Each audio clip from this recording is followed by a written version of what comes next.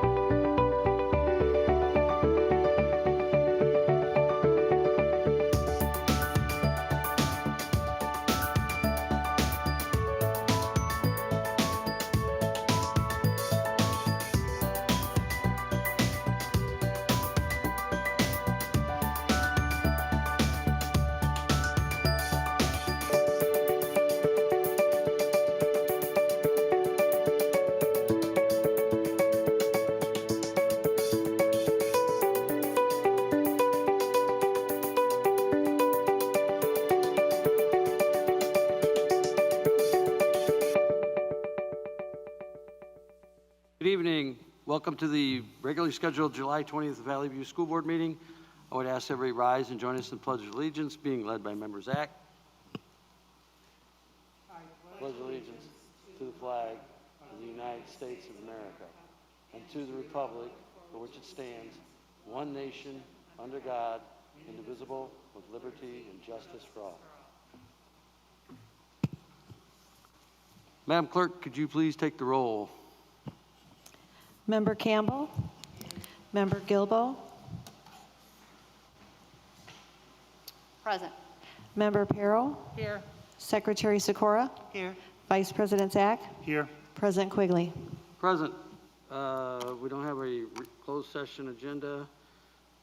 We don't have to reconfirm. Board affirmation statement. Member Perro, please. Our mission is to empower all learners to be college, career, and life ready, and to develop, grow, and achieve as productive citizens. Superintendent Kinder, agenda approval. Yes, sir. We would like to ask that you approve the agenda as presented. Motion? So moved. Motion and seconded. All those in favor say aye. Aye. Opposed, same sign. Ayes have it. Treasurer's report. Mr. Grisafi, if you would please. Treasurer's Action Report 5.1 is the monthly financial reports, balance sheets, summary of revenue and expenditures, as well as the interim obligations for the month of June, totaling $5,356,156.21. Motion to accept. So moved. Second. Motion and seconded. Is there any discussion? Hearing none, seeing none. A roll call vote, please. Member Campbell, Yes. Member Gilbo, This is on the agenda? Yes. Member Perro, Yes. Secretary Sikora, Yes. Vice President Zach, Yes. President Quigley. Yes. As is typical in the month of June, we have two bill lists, beginning with 5.2, the schedule of bills for June 2020, closing out the fiscal year. We've got 6 funds representing total bills payable of $5,703,884.75 for your action. Motion? Second. Motion and seconded. Any discussion on the treasurer's report or the scheduled bills? Hearing none, seeing none. Roll call vote, please. Member Gilbo, Yes. Member Perro, Yes. Member Campbell, Yes. Secretary Sikora, Yes. Vice President Zach, Yes. President Quigley. Yes. Treasurer's Action Report 5.3 is the schedule of bills for the month of July 2020. We've got 6 funds also represented there. Total bills payable, $3,379,197.54 for your action. Motion? Second. Any discussion? Hearing none, seeing none. Roll call vote, please. Member Perro, Yes. Member Campbell, Yes. Member Gilbo, Yes. Secretary Sikora, Yes. Vice President Zach, Yes. President Quigley. Yes. Gary? Treasurer's Information Report 5.4, Summary of Investments, 5.5, Property Taxes Received, the State Funding Update, as well as the All Schools Trust Account Activity is there for your information. I would like to make one comment regarding the Taxes Received report. You'll notice that on there we have the receipts through the month of June, indicating we are about 1.5 percentage points below where we were at this time last year in our tax collections. You will also recall that the county allowed 60 days for 1/2 of the payment to be delayed without any penalty to taxpayers. And so we believe that that's a huge part of what is causing that decrease, if you will, in the collection level. Looking forward, this is a report you don't have, but we did receive a collection on July 16th. And when you factor that in, we received a little over $3.1 million. We're only 0.37 percentage points below where we were at this time last year. So again, can't say enough about our taxpayers in both our communities. Would not have expected that. We're still another payment to be received in August. But again, being only 0.37% behind where we were at this time last year is a pretty comforting thought. So again, just wanted to point that out. Gary and I and Vic and J.T. Baduris, who sit on the Finance Committee, Gary was very concerned about those collections, and that is comforting, is to say the least, a good thing. As we do recognize people are suffering with unemployment and so on and so forth, but it is good to know that we're only a few percentage points below where we have been. So we don't have to have the thoughts that we might have had to have maybe coming in the spring or something. So it's a good thing to find out. Anything else? Thank you, Gary. Consent agenda items. Ms. Kinder. Yes, we were seeking approval on consent agenda items, 5 items this evening. 6.1, board meeting minutes from 6:15:20. 6.2, special board meeting minutes from 6:29:20. 6.3, executive session meeting minutes for 6:15:20, and executive session special meeting minutes for 6:29:20. 6.4, gifts to Bolingbrook High School, and 6.5, student activity contract approval request for early childhood interstate studios. So moved. Motion and Second. Motion and seconded. Shelley, you're back there. I keep forgetting your way back there. If there's no discussion, a roll call vote, please. I do have a question. For the pictures, 6.5 for the preschool kids, I just want to double check to make sure, I don't know where Gary's at. That if for some reason we're not in session, does the contract allow for that and we can take those at another time? That understanding's there? That is correct, Member Gilbo. It is just a booking agreement. If the services are not performed, then there would be no obligation. And it actually outlines the commission as a fundraising effort. So obviously, if the services aren't rendered, no commission would be earned because there would be no collection on that service. So Okay. that is correct. Thank you. Roll call vote, please. Member Campbell, Yes. Member Gilbo, Abstain? Member Perro, Yes. Secretary Sikora, Yes. Vice President Zach, Yes. President Quigley. Yes. Liaison reports. Any and all from my left?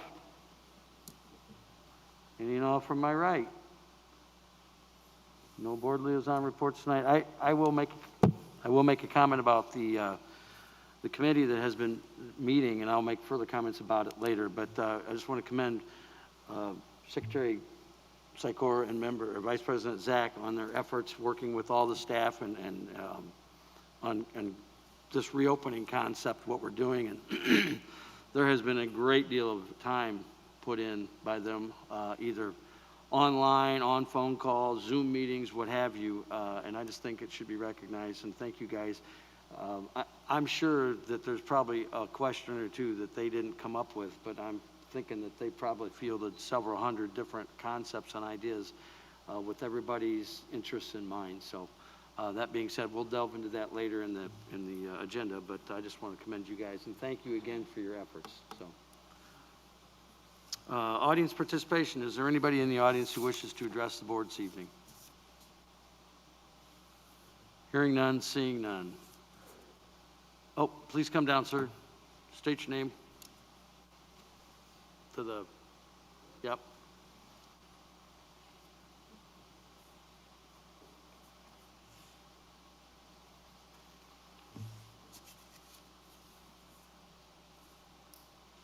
Evening.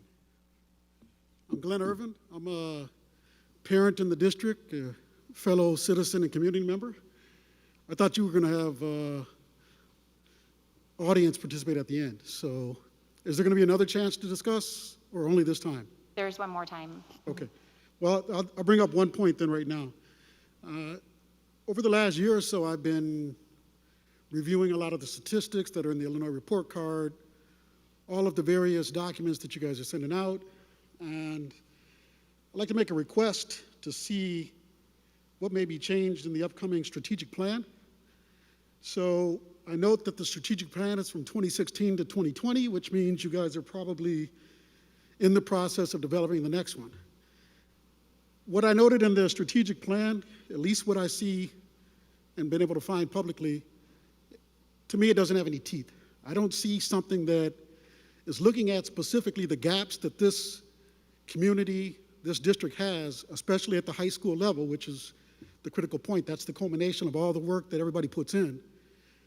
The existing plan is, it doesn't make sense to me. I mean, it talks generally about great things around vision, and yeah, that's table stakes. What are we going to do as a community, as people that sit on this board, to close gaps in performance? I note that on the 9th of July, you guys sent out a communication.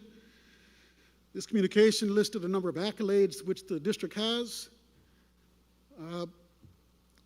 but it didn't go into any details. For instance, you note that 1,682 students are in advanced placement courses.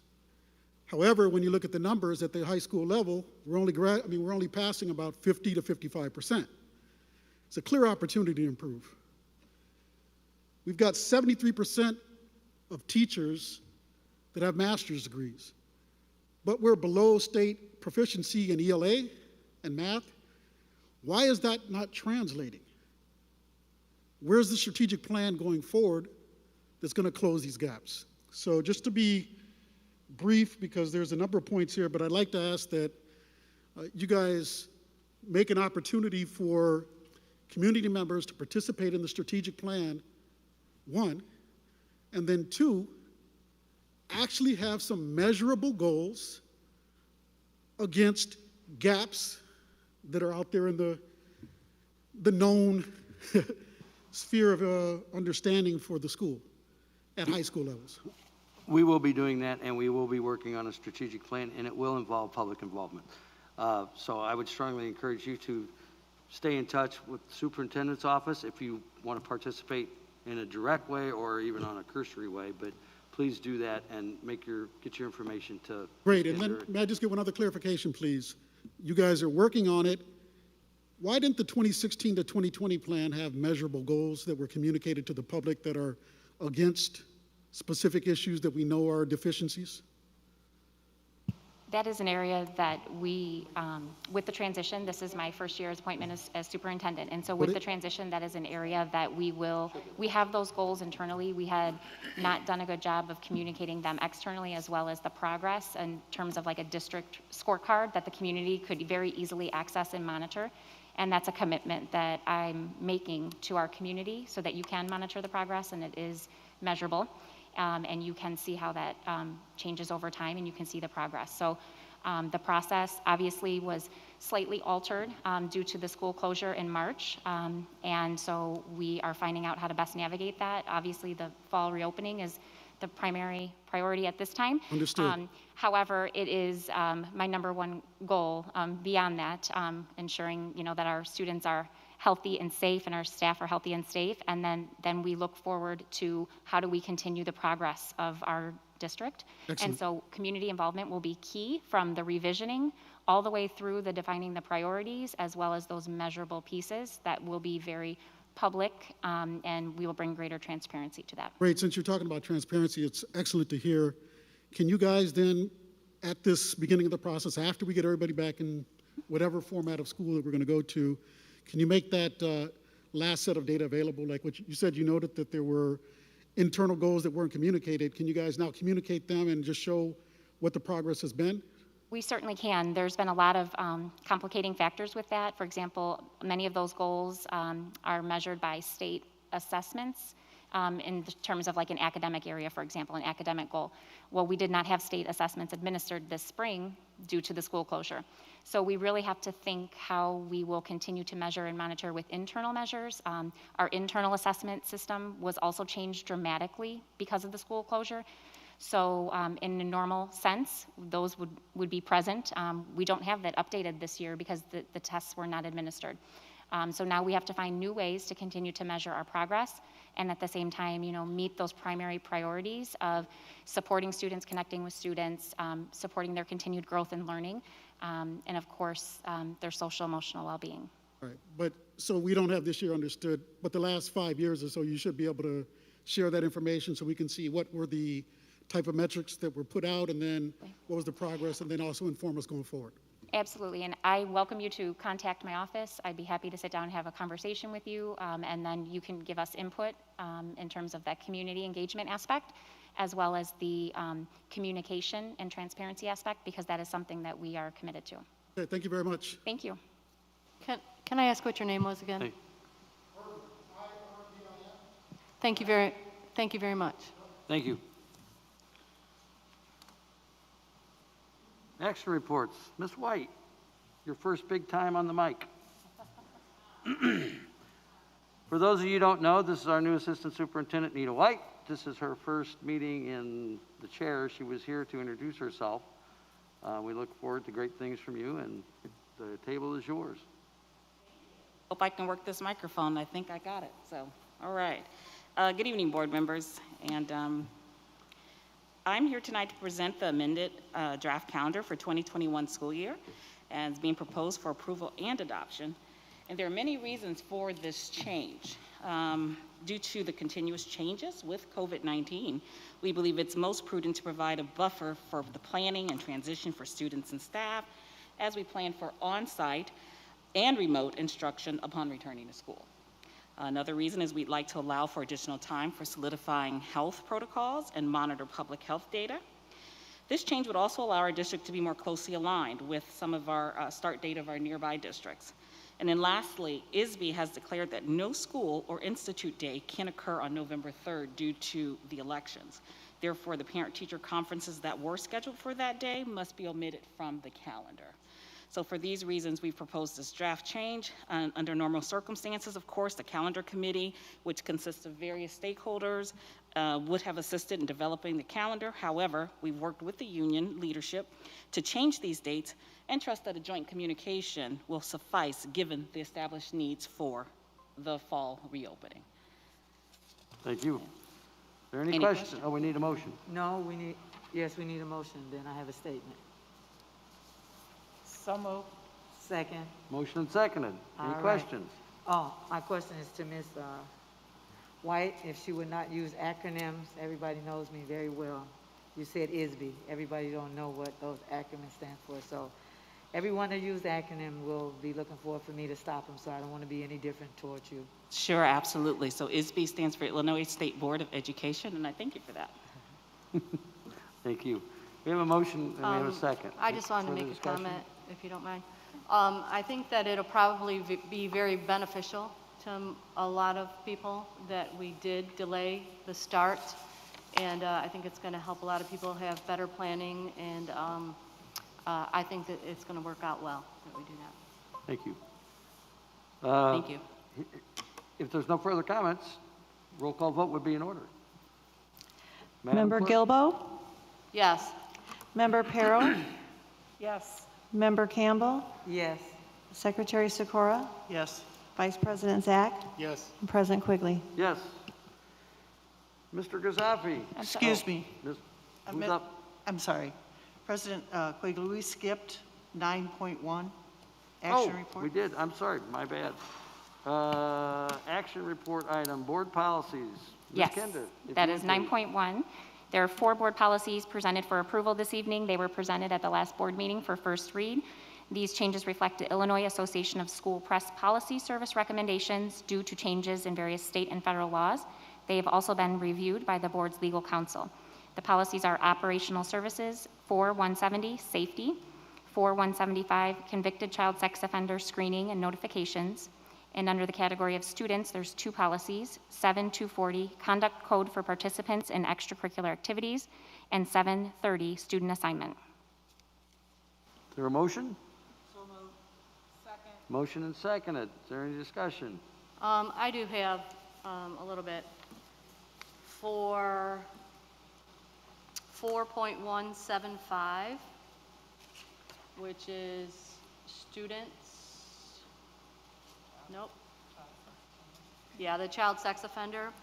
I just have a little tweak I would like to see put in. I don't know if maybe we can do it at a later point, but there's a part in here that says that if a child sex offender is known to need to come to the school for their child, that they shall be escorted. And I would like to see that say they must be escorted. So Sorry, I believe that shall and must are, in legal terms, shall is a requirement. well, I think shall is, you could, but it No, no, doesn't no, have no, to no. be. In legal vernacular, if our attorneys want to confirm that, but in legal Would- vernacular, would you shall. confirm that or Shall no? is mandatory, Is shall mandatory? correct. Oh, well, then it's good. Thank you. Thank you. If there's no further questions, a roll call vote would be in order, Madam Clerk. Member Perro, Yes. Member Gilbo, No. Member Campbell, Yes. Secretary Sikora, Yes. Vice President Zach, Yes. and President Quigley. Back down to the agenda. Action report. Mr. Gazafi, number 11. 11.1, in the June meeting, we brought to you a information report regarding the conversion of the space known as the wood shop at Romeoville High School. This was part of a plan to convert that space to a much-needed instructional learning environment. We shared renderings, which were put up on the screen, and they are included again in the packet. We are proposing a contract with Midwest Mechanical Group to perform the general construction for this space, furnishing major mechanical systems, including building automation, metal studs and drywall, ceilings, exterior and interior windows and hardware, masonry, flooring, and so forth. Presently, Midwest Mechanical is the general contractor at McGee Elementary. Happy to report that that project is on target and on budget. No major issues to report there. We are looking to enter into this contract because Midwest has been awarded a national cooperative purchasing agreement to provide services directly with governmental entities, having been competitively bid through a national selection process. This project would be scheduled to begin this summer, late summer, with a completion date prior to the start of the second semester of the new school year, with funding to be provided from the Capital Projects Fund in the FY21 budget. With that, I'm recommending that we award a contract subject to attorney review to Midwest Mechanical Group, utilizing the NCPA, or National Cooperative Purchasing Agreement, to convert the old wood shop and adjacent spaces at Romeoville High School for a total amount of $757,081. Motion? So moved. Second.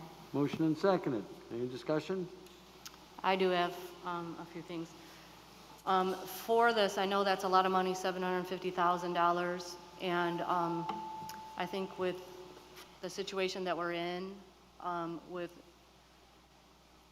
the pandemic and not knowing if we're going to need any capital, anything else to be able to come to school, if we're going to need to build anything or adapt or alter anything that would come out of the capital fund, I would prefer not to spend this money at this time, just to foresee in case there's any unforeseen, well, there's going to be, I know it, things that we may need. So I would rather we not do this right now.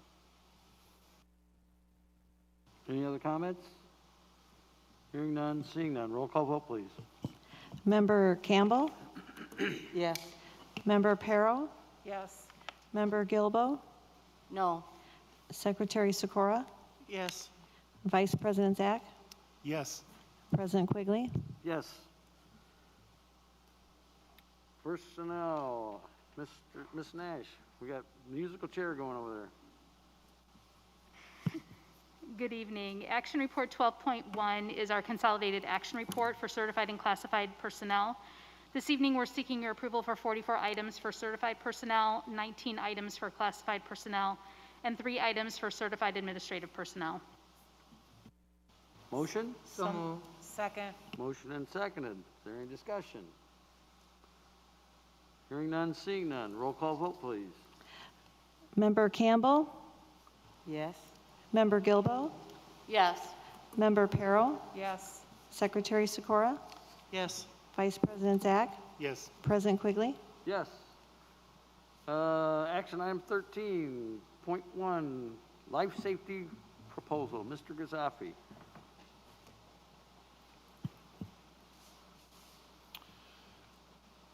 Just an information report regarding the 10-year life safety requirement, as is prescribed by school code.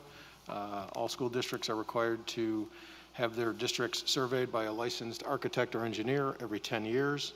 The survey was last done in 2009, and you might be asking yourself, well, that should put us in 2019, not 2020. With all the construction we had last year, we did ask for a one-year extension, which was granted by the Regional Office of Education. And so here we find ourselves with the requirement to survey all 2.37 million square feet of our district. The proposal equates to an 8.2 cents per square foot cost. To give you a little perspective, if you had a 2,000 square foot house, it would cost you roughly $164 to have your house surveyed by a licensed professional for all things related to life safety.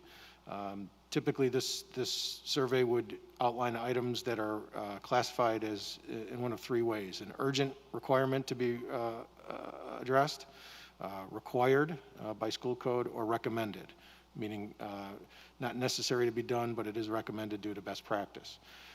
And so again, this is something that we've done every year, or every 10 years over the last many decades. White architects have provided the proposal.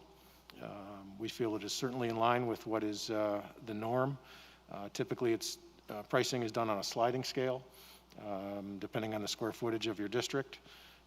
Might start anywhere between 15 and 16 cents and decrease depending on the size of your district.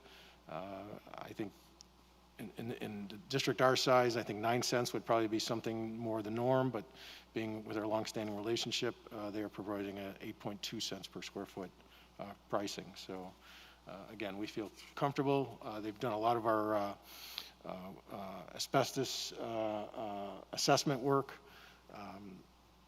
They do a lot of the engineering in our projects, as you know, and so we feel pretty comfortable that they would be certainly in line to provide this with minimal disruption to the schools or to the staff in terms of bringing this survey to completion. Any questions? Anything else? You're good? Any questions? I do.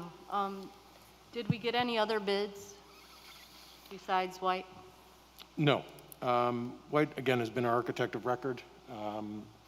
And so for somebody else to come in and have to survey our buildings top to bottom, not knowing the buildings as White knows them, I had a hard time believing that anybody could provide the cost or that service for such a nominal cost. It's a professional services contract as well, correct, Gary? Yep, thank you. Board policies, Ms. Kinder, or, That will be Dr. Nash. oh, Judy, sorry. That is correct. Okay, 13.2 is an information report for you this evening. The following revised board policies are presented for your information and review. The chart below reflects titles and the last amendment dates. All revisions of these policies reflect the Illinois Association of School Boards press recommendations due to changes in various state and federal law. Policies have been reviewed by our council with appropriate senior administration consulting. The following policies are up for review. 5.100 General Personnel Staff Development Program, which was last amended in August of 2006. 5-30 General Personnel Hiring Process and Criteria, last amended in May of 2009. 5-240 Professional Personnel Suspensions, last amended in May of 2009. And 6-250 Instruction Community Resource Persons and Volunteers, last amended in February of 2015. We will be seeking approval of these policy changes at the August 10th, 2020 board meeting. Thank you. Any questions? I assume that these have been bounced off of our legal for compliance. Yes, sir, they have. Thank you. I do have a question. At the very beginning of 5.240 in the first paragraph, this is professional personnel, and it says professional personnel suspensions without pay. And in this section, it says that a teacher, as a disciplinary measure for up to 30 employment days, why can they be suspended is what it's saying. And it says a teacher, as a disciplinary measure for up to 30 employment days for misconduct that is detrimental to school district. But it says administrative staff members may not be suspended without pay as a disciplinary measure. So I'm just wondering why it's not across the board, the disciplinary measures for the staff and then the administrative staff.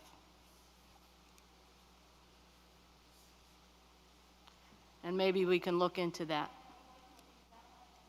I'd like to look into that one, Member Gilbo, only because there is a separate board policy that speaks perhaps to that particular suspension. There are actually two separate ones, one for professional personnel and one for another set of personnel. So I'd like to look into that and get back to you with that Yeah, answer. can we get okay? some clarification for the next meeting?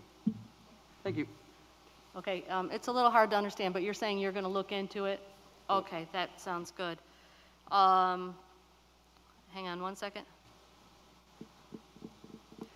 There's one more part that was deleted from this, and maybe you can help me with this one as well, Judy.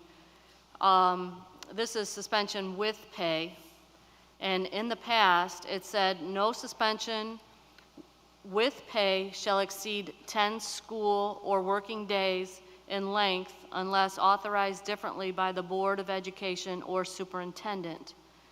But now that's taken out, and there's no provisions on the amount of time that people can have pay when they're waiting to see what's happening. And that may be due to a provision change in the law, and so I would have to ask Ms. Wagman to come to the podium and maybe talk about that. And so perhaps at the next meeting, we can talk about what were the changes and why to the different provisions. Again, this has been, I want to say, at least 11 years in the making in terms of changes, and much has changed with these. So let's see exactly what the changes were due to, and then we can best address that question. Could we have that before the next board meeting? Could Yes, we ma'am. Do a vote? compare and contrast for us. Thank you. She's nodding her head. Thank you, Elizabeth, thank you. All right. Fall return to school plan. I think this is why everybody's here tonight. I know I'm excited to see what we have. A great deal of energy has gone into. So the part where I said I was going to talk about some things, I'm going to be brief, but I'm very, very, very appreciative of the efforts that have gone into, people working in their living rooms, kitchens, backyards, wherever they're working online. But there has been a great deal of energy and effort put forth on this plan. We recognize that there is no one size fits all. It's that simple. We are going to err on the side of safety for our students, our staff, and our community.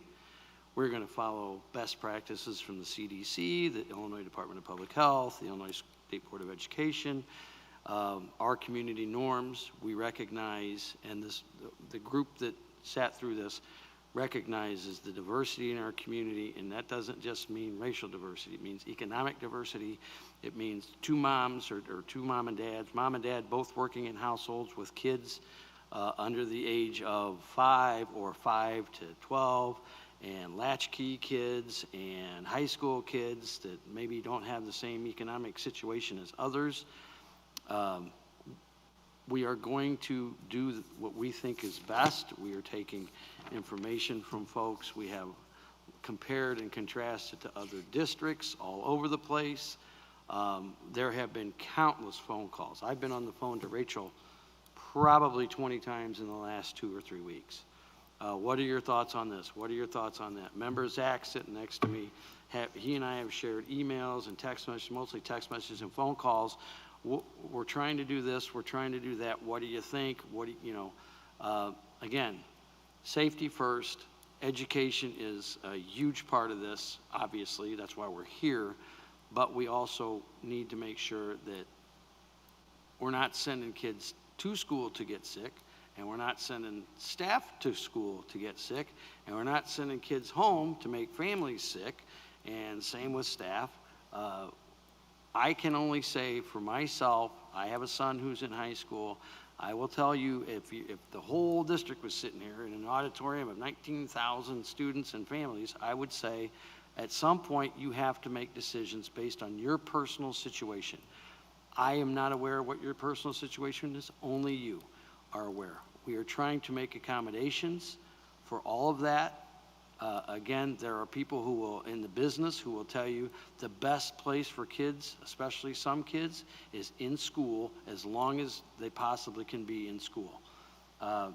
We have staff who have worked tirelessly through the summer to provide tens, if not hundreds of thousands of meals to our students. You live in a district that is 55, probably 60% free and reduced.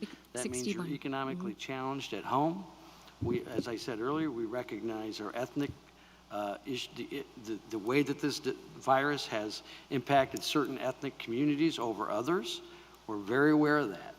And the folks that have worked on this tirelessly, and I mean tirelessly, for the last 5 or 6 weeks, are going to continue to do so, and we're going to continue to try and do what the new best practices are today, tomorrow. We still, Rachel and I talked today, we expect that there still might be guidelines coming down from the state as high as the governor's office. Right now, they have maintained a line that it's going to be a local decision, but there are guidelines that are going to be followed, including masks and so on and so forth. Again, like I said, this is not one size fits all. I want to thank you guys for your efforts on the front end of this, and please, with an open eye and an open mind to the things I've said, Rachel, please go ahead and give us what you got. All right, thank you. Thank you, President Quigley. Everything that you said, I could reiterate, and I probably will in many different ways throughout this presentation. Tonight, I will be providing a general overview of our fall reopening plan, Return Together 365. This is a joint effort, a result of ongoing collaborative effort with union leadership, administration, administrative team leads, building administration, and countless staff members.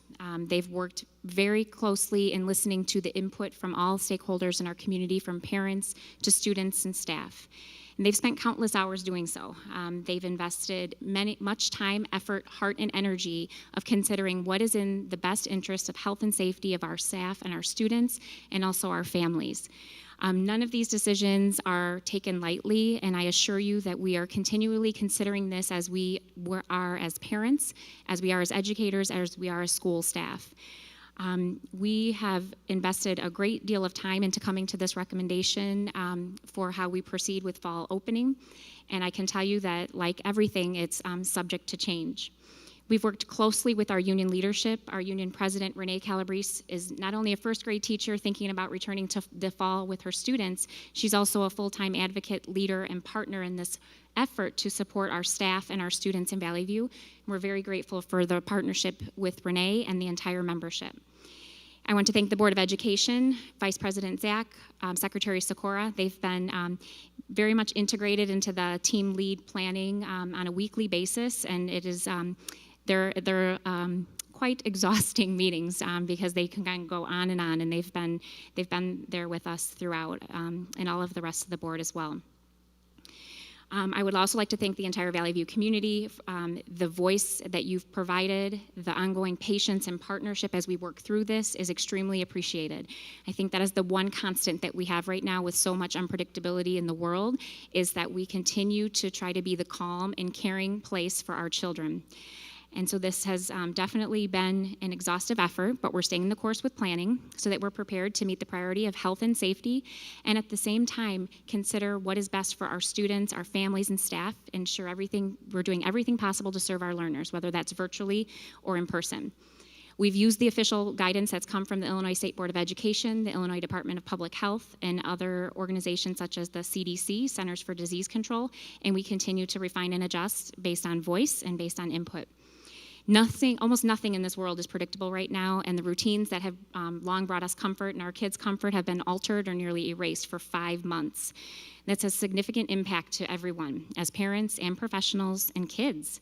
Parents and school staff and children have carried the heavy toll, and we know much more change awaits us. So we're well aware that this discussion brings many emotions, as President Quigley was speaking to, many emotions for individuals on a personal level, for their family, thinking of health and wellness, thinking of your family circumstances, your family resources, the dynamics that are present.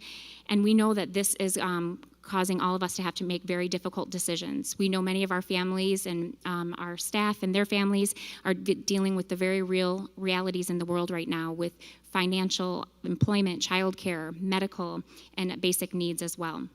So everything I'm providing this evening, like I said, is the most current update as of this time. If conditions change or variables outside of our control change, we have to continue to adjust. We continue to monitor official guidance in public health, as well as listen to the voice from our community.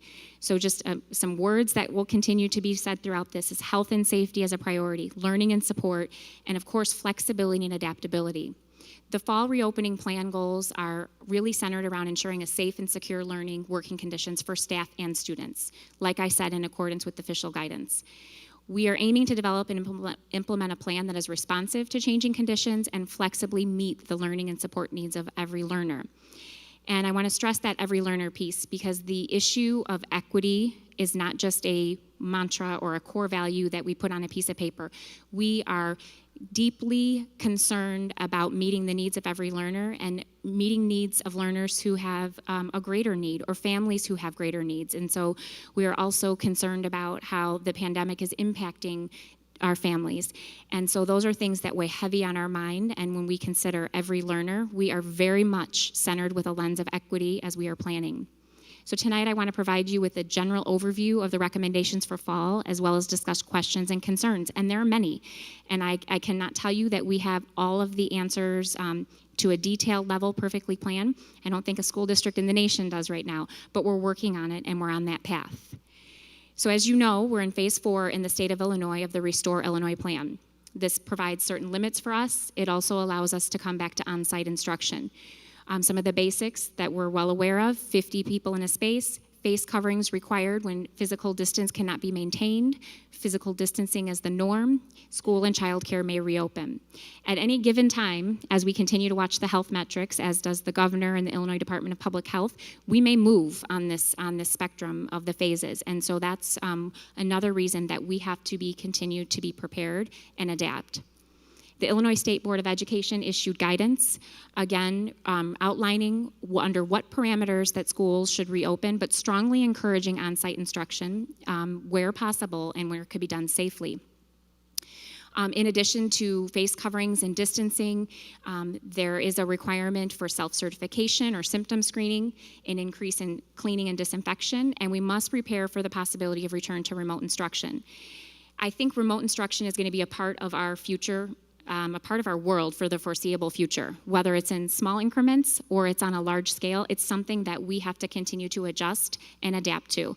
And we learned a lot in the spring with a sudden switch to remote learning, as did our parents, who suddenly became educators and teachers and supports at home, and to our students who had to adapt to a completely new way of connecting with their teacher and their peers and still learning and still coping with all of the changes that had just been uprooted in their social world. So all of these challenges that you will see woven into the conversation tonight, everything is evolving. The public health situation, the data, we all watch that on a daily basis, as I know many of you do. The changing guidance. We could go to sleep tonight and wake up in the morning and hear something new tomorrow, and that has often happened on a regular basis. We're working to balance the priority of having our kids with us where they know we belong and where all of our school staff wants our kids to be with us, and we know our kids want to be with us too. And we know we can best meet their needs when they're with us. At the same time, we need to ensure that it's done safely.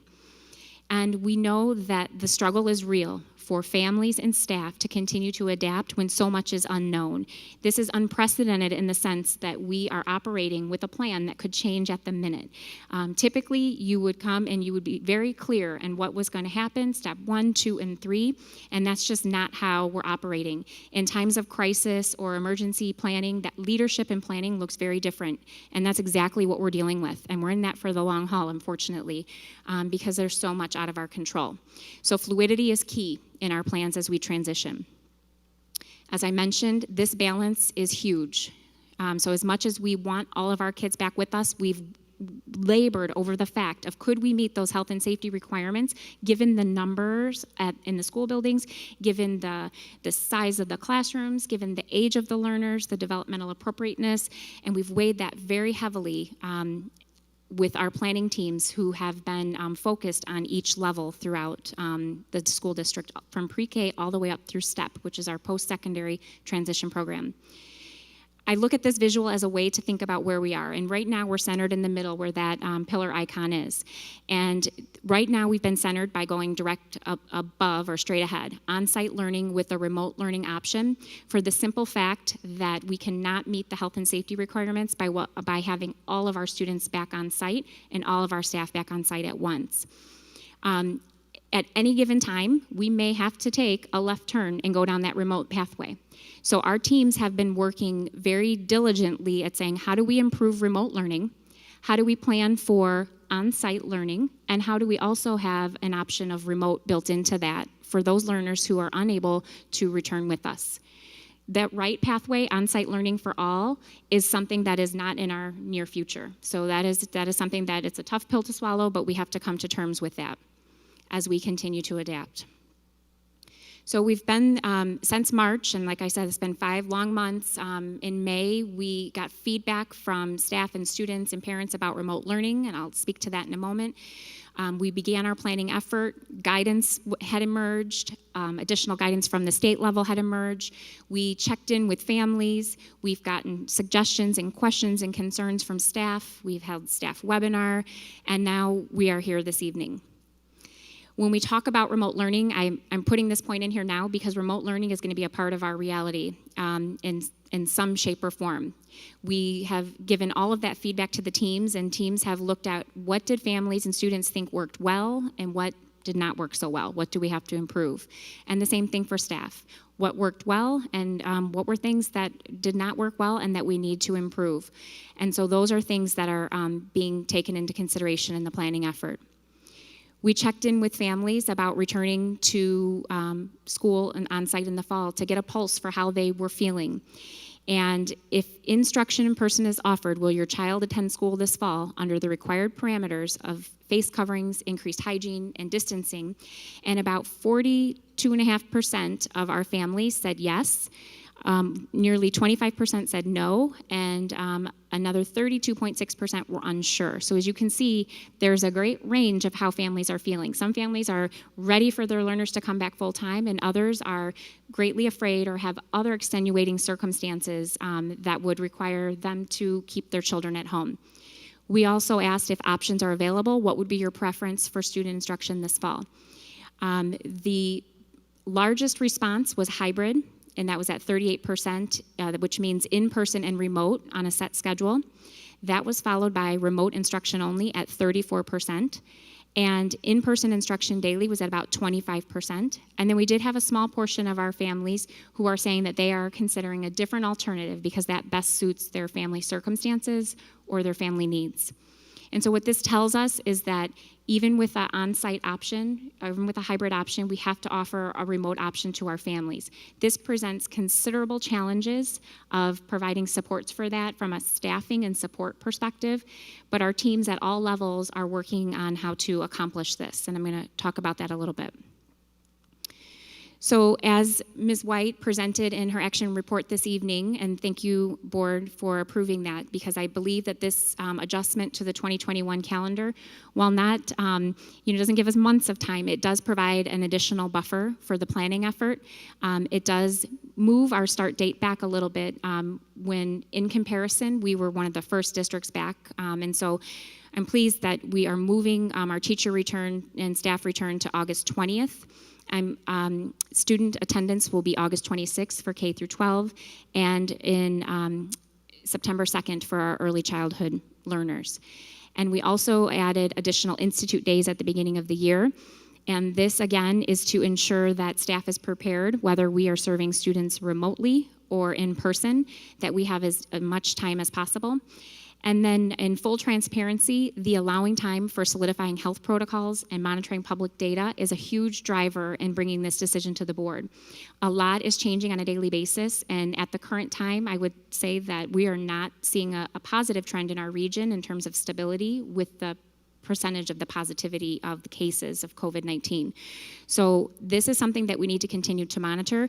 And likewise, we've worked with the Will County Health Department, who is working with the Illinois Department of Public Health, and they are collaborating in order to best support schools. And so we are awaiting additional guidance and support through that avenue as well. And this is something that I want to confidently say that we feel very solid in our health protocols for not only reporting, but also for exclusion and also for contact tracing, excuse me.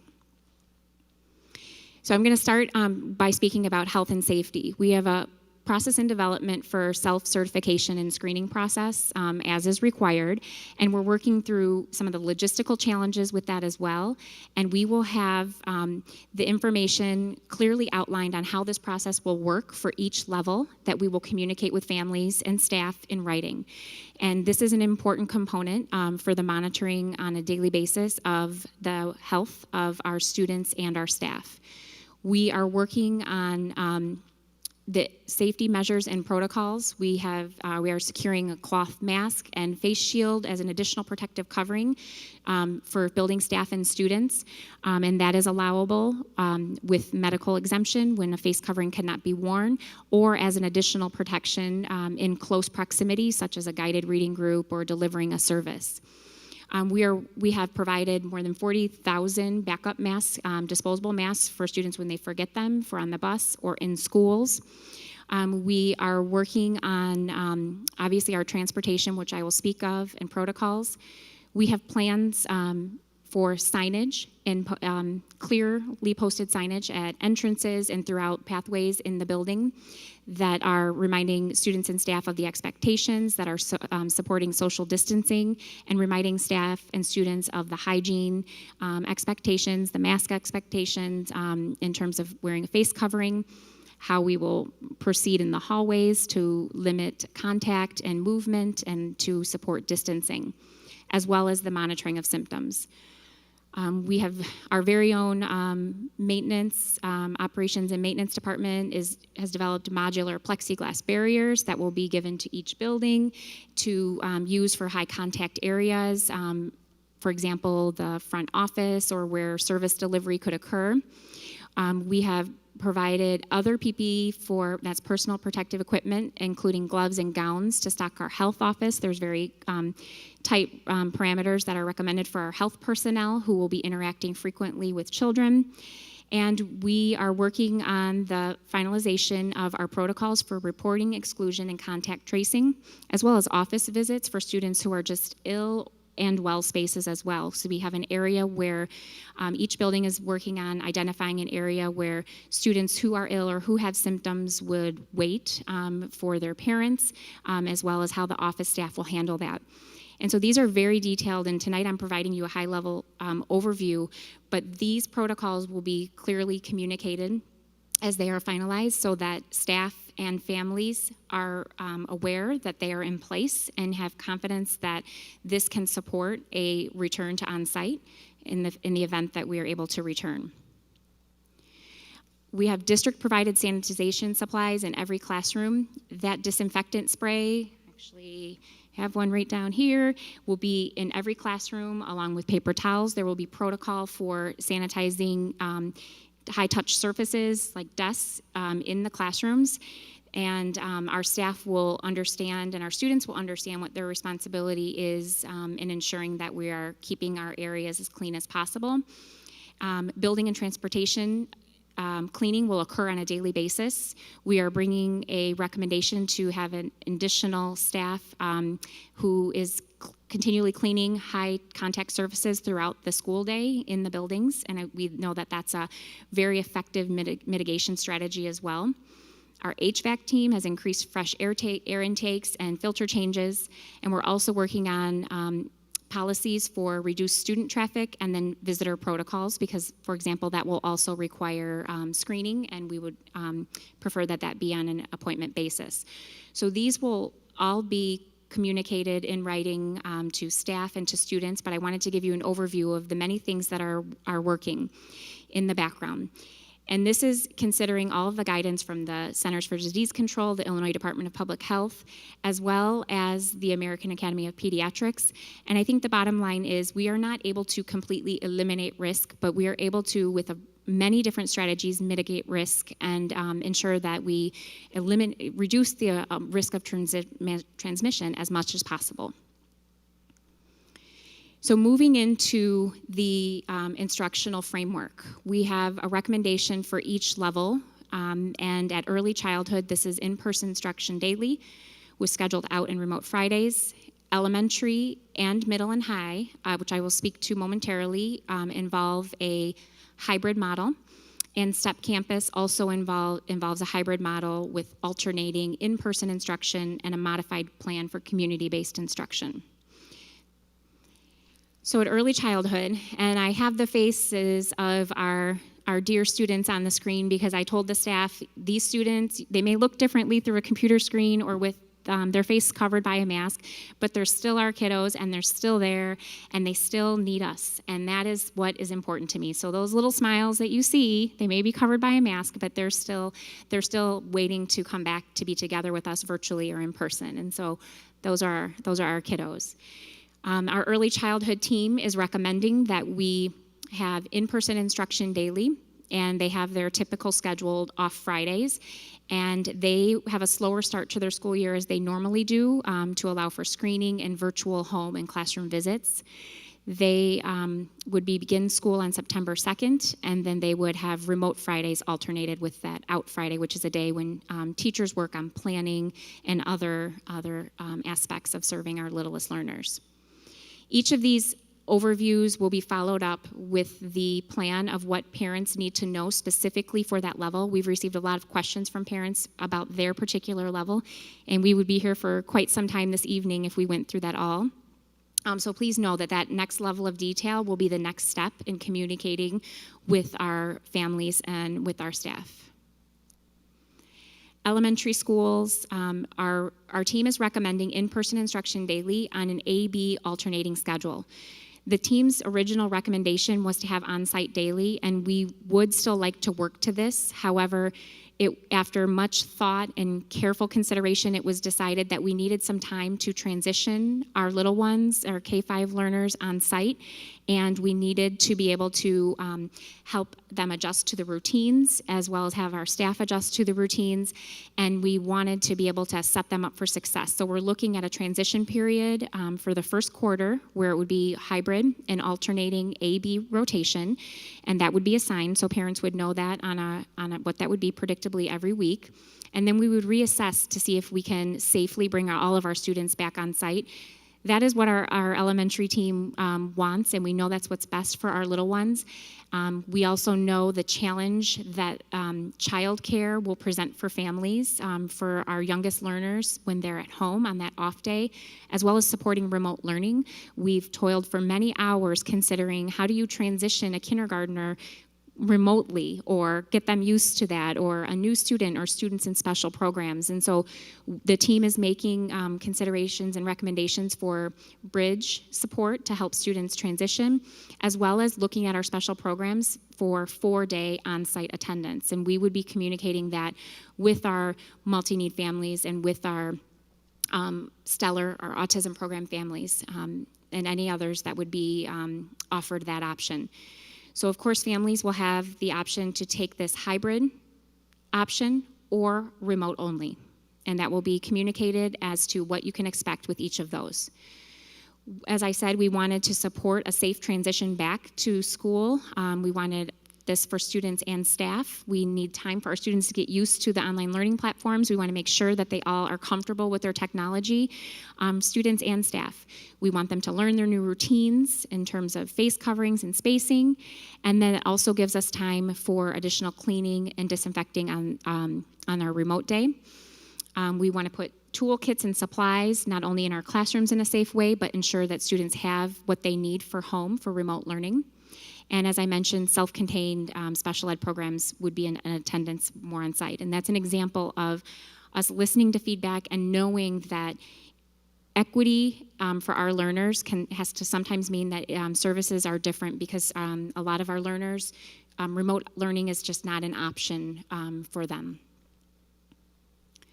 At middle and high school, we are looking at an A-B alternating daily schedule as well, and this means 2 days of in-person and 3 remote days. And on a daily basis, we would have an early release, and this is to support, give staff time to support students who are remote learning, as well as to address the logistical challenges of having lunch on site with a large population. So we would have lunch as a grab and go for our middle and high students. At this present time, our high school team is working through the logistical numbers to ensure that we can safely meet the protocols. And so if we are unable to, we would have to reassess and look at a quarter or perhaps look at a different alternating option. And this is also dependent on how many middle and high school students are on the remote only as well as on site. So as I mentioned before, the complexities in planning and ensuring that we're prepared for both, it will help us to have more of a solidified number and to ensure that we can meet those in a health and safety perspective, but also in a support and learning perspective as well. We, of course, have considered passing periods, traffic flows. We would not be assigning lockers. Our buildings are working on what their building entry and exit routines would be. There would be one-way hallways for passing periods with markings on the floor.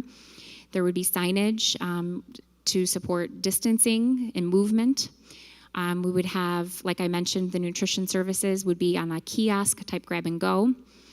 PE will look differently because we will not be using a shared locker room space, and that, of course, is something that we will have to discuss in greater depth, as is things with all of our special areas, electives, fine arts, that will be looking differently underneath this framework.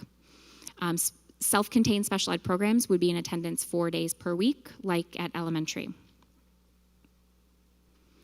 Our STEP campus, we have had a lot of discussions, that team has had a lot of discussions in terms of how can they meet the in-person needs in the small space with a lot of, kind of close proximity for a lot of their hands-on instruction, as well as ensure that they have an opportunity to be in the community if that is still safe. So we are going to let that team share the great detail, the fine detail with our families for our STEP learners, and those are our transition students, 18 to 22. And they would be on a rotating basis as well, where they would have increments of in-person instruction as well as community-based instruction. Of course, with all of the health and safety protocols in place in either locations. But again, this is critical for their life skills in functioning in the world as working adults. Our support operations team, in terms of facility operations, has been working very diligently on recommendations for cleaning staff and cleaning the high-touch surfaces. So we will be, like I mentioned earlier, have a recommendation for additional staff, as well as working with our regular cleaning service to ensure that the high level of cleaning and disinfection is completed on a regular basis. The signage and floor markings I've mentioned previously, as well as furniture and physical space audits for every classroom and workspace so that we can maximize social distancing. So every classroom in the district is very different, and every classroom has, some classrooms have desks, some classrooms have table. Things could look differently at levels. The architecture of the building, the layout of the building, and sometimes the age of the building also impact how those spaces have been designed. And so the number of desks that we will be able to utilize, or the amount of furniture that we will need to remove, will of course be determined in the physical space audit for the buildings. And the teams are working through this right now so that it will be very clear when we get to communicating to staff at a building level about how that looks in the classroom. So what you see is an example of that physical space marked out and desks that cannot be used being marked out. Transportation, our transportation team has been working, they're extremely responsive because the plans have been brainstormed and changed multiple times, but there are capacity limits, so they have been revising and rerouting all of those transportation routes, and there is a maximum of 50 individuals on a bus at any given time. So we did ask our families, and we will ask in the fall return input if they intend on utilizing district transportation, if that's already been provided for them, as well as asking if they are able to transport their child or if their child's a walker, because there will be limits, and the physical distancing will not be fully in effect, obviously, with 50 individuals on a bus, but masking and all of the other hygiene practices will need to be in place on the bus as well as new cleaning procedures for all of our buses. Nutrition services, who President Quigley mentioned earlier, we served over 1 million emergency meals for kids, and we're very proud of this team who continues to also be responsive and adapt to needs and feeding our kids. They have plans in place, have already secured the kiosks to be able to have grab-and-go breakfast and lunch kiosks. They will have prepackaged meals. We'll have a protocol in place for eating in the classrooms at K-5. And their goal is to provide timely service, as nutritious as possible, but also ensure that there's physical distancing and safety in distribution of the meals. Technology also continues to work diligently behind the scenes, and not only did they get us up and running with devices for all of our learners, and that included getting the tablets for our youngest learners, they continue to be a support for students in focusing on any issues students are having with connectivity or with their devices. We have a family help desk that's available via phone, remote access, video, how-to guides.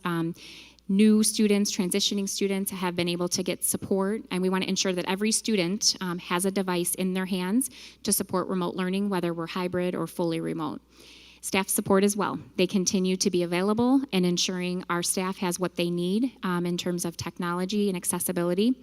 And this was a strong component for us in ensuring every student had device and Wi-Fi access during the spring, and this will continue into the new school year as well. There's a lot of resources provided this, and they also are ensuring they have a health and safety device health and safety perspective in terms of sanitization of devices prior to distribution. Our human resources team, as well as our planning team that's focused on personnel considerations, has been working on not only a staff required training video, but technology training for remote instructional delivery, and then providing input in terms of the safety planning that is occurring, and then also providing information to staff who have medical concerns related to their return to work. And so that information has been shared with staff, and more information will be shared and be available on the HR website and through Dr. Nash in Human Resources. We, as communicated to staff last week, we continue to work to outline what the clear work expectations will be for on-site and remote, and then also work on a lot of those other areas that we know staff has a great deal of questions about, as they should, and we're working through each of those areas as well, ensuring that they have the materials that they need, the support that they need, the physical things that they need. That is definitely a high priority. Guest teachers have also been surveyed, and we're working to ensure that we have a workforce of guest teachers who are willing to support in the areas where we need additional support, or if we have staff who are ill. So as I've gone through the high level of details of information, we are planning to share follow-up in writing as to what parents need to know, what are the key points that parents need to know. We plan to have a community webinar later this week, and we also are shifting into a building level planning and communication and staff meetings over the next several weeks. So we have 5 weeks until the start of school, and that will give us significant time to ensure that we are able to solidify all of the logistical areas, the health protocol areas, safety protocol, and ensure that we are prepared for our staff to return on August 20th. Some of the family takeaways that I've mentioned before, I just wanted to show those again. Families will be given an option to request remote learning only if there's health concern or other concerns. And remote learning is a component at varying degrees for all grade levels in either instance. Takeaways for staff that I've mentioned throughout. And I think for every adult in our learning community, the flexibility and the willingness to adapt are crucial in serving our students, as is our mindset and how we continue to navigate this, because our kids are really looking to us to see if we're okay and to see if we're going to be able to continue to adapt and change together. Plans will be updated via all of the platforms, email, websites, and social media. We have a family FAQ in development. We've received a lot of questions. Many of them have been responded to individually, most of them have, and a great deal of those will inform the family FAQ, as we also are developing a staff FAQ. We will be sharing with families that we will be requesting their fall return input. And there's a short turnaround on this time frame, and I know this is a very, very important decision for families to make, but it is also important for us that we have an idea of where our families stand in terms of their students' return to school, so that we can most effectively divert our planning efforts to meeting the needs through whether that be on-site or virtually. So I know there is going to be a great deal of questions, and I've just shared with you a lot of information, but there's still a lot of level of detail that I'm sure many of you are wondering. I'm very much aware of the Illinois Federation of Teachers Return to Work Safely guidelines that were put out today, in the sense of outlining certain parameters that they feel need to be strongly in place before schools consider the return to on-site. When I look at that list, I feel somewhat comforted knowing that all of those have been on our radar and are in process or well into development. And a lot of those points in terms of working with our union, having a partnership with staff, students, and parents, looking at some format of blended learning, looking at distancing and health protocols, thinking about educator support and flexibility, clear safety plans, health screenings, clear health protocols for reporting and excluding, contact tracing, which many of our nursing staff have already engaged in online development through Johns Hopkins University, and some of our staff have as well, and we work in partnership with Will County Health Department on that. Safe and clean physical environment, and then also considering needs for our high-risk staff and students, which we continue to do. What it ultimately comes down to is if we are able to safely meet these expectations that we have set forth, to know that we can bring our kids back safely and bring our staff back safely, and know exactly what we are dealing with in terms of numbers of students who do select remote learning, and we feel confident that we can meet those guidelines together, we would like to implement this hybrid plan in the fall, of course with the understanding that if conditions change, we must adjust. And that could happen at any given time. And we certainly know that just by monitoring the public health data. So again, no plan is set in stone. If conditions change and we have to take that left turn, then we will do that. And we will be prepared. And our staff is under extreme challenge of trying to meet these needs, but we will continue to work at it. Thank you, Rachel. I'm sure there are some questions, but before we go down there, I just made a couple quick notes. For those of you who don't know, I mean, logistics is key to anything. We bus 20,000 kids a day, so 10,000 each way. So busing is an issue. Timing of the buses, and you know, we have 185 buses plus drivers, what have you. That's one thing. And on the technology side, we have been very fortunate because of gathering grants and the board and the decisions that were made several years ago to be in a position to have one-on-one devices for all of our students. And there are districts not far from here who were and are scrambling to provide those for their students. And if you go not too far south of here, you'll find districts that are really struggling. And it's actually, now they're trying to find a good device for their students that they can't physically get because there's been such a demand for those. I just want to recognize the folks in our IT department, Gary, everybody that sit on this board now and previously for their efforts. And we were 2 years ahead of time on the one-on-one devices, 2 years ahead of schedule. So there's a pat on the back to folks, and I really do appreciate it.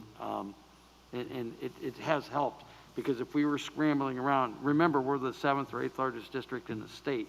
And if we're running around trying to find 3,000 and 4,000 laptops or whatever methodologies, Chromebooks, what have you, it would have been problematic. That's one problem we don't have, and I think that should be acknowledged. So with that, I just want to make those comments. Absolutely. And you know, Rachel was here when that was going on, Jim and others that were sitting here as board members, but it's something that was very important that needs to be recognized. So, and hopefully that will make all of this easier for folks.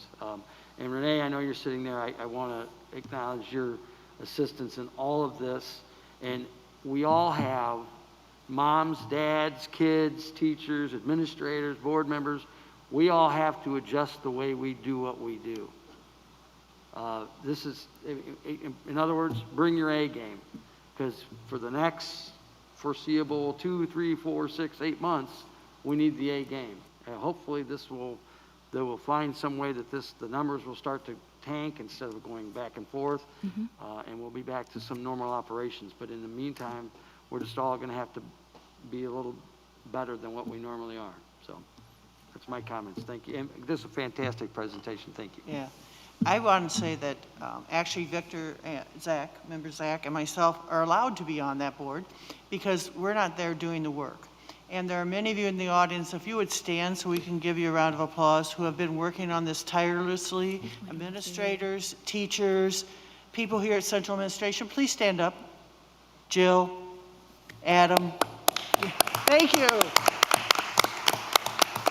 You guys have been working day and night working on this, and we know that.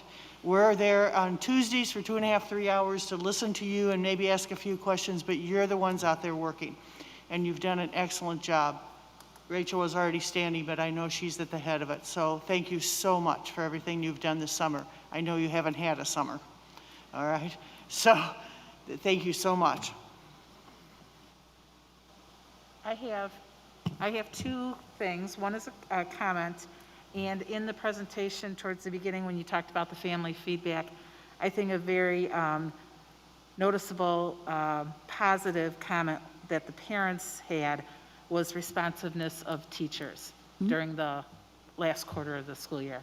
That speaks volumes for our teachers. So to the teachers out there, thank you.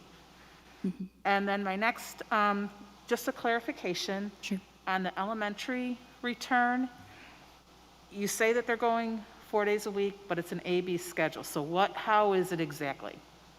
To begin, it is an A-B rotation, so that's 2 days on site, 3 days remote. Okay. What we would like to transition to is all those who are on site come on site full-time throughout the week, if we can safely do that. And does elementary have early release? Elementary is not planned for early release at this time, and there's a variety of thought that went into that. Many reasons. One is obviously childcare and our partners and their ability for aftercare, as well as parent situation. It's already going to be a challenge on those off days. And then another is a logistical consideration we're able to make with support staff to support those who are remote learning only. So that helps in terms of the demand on our elementary teachers, and they would be serving the kids who are with them on the hybrid rotation. Thanks for the clarification. Yes, thank you for the Thank you. question. Also, August 26th is our first day, and that's a Wednesday. Is that a remote day? So August 26th, and I don't want to answer that in a definitive sense because it's going to depend on the level. And then also at elementary, we are planning, I should say the team is planning, as to what bridge would look like. And so there may be some grade levels that have a virtual component, but we do know we need we have our kindergarten bridge that's happening a little bit earlier, but then we also do need to be thinking about the transition. So that will be communicated to families in the next level of detail so they know clearly what to expect. And then at the middle, high, and step levels, it would depend on what rotation they are assigned to based on their alpha letter of their last name.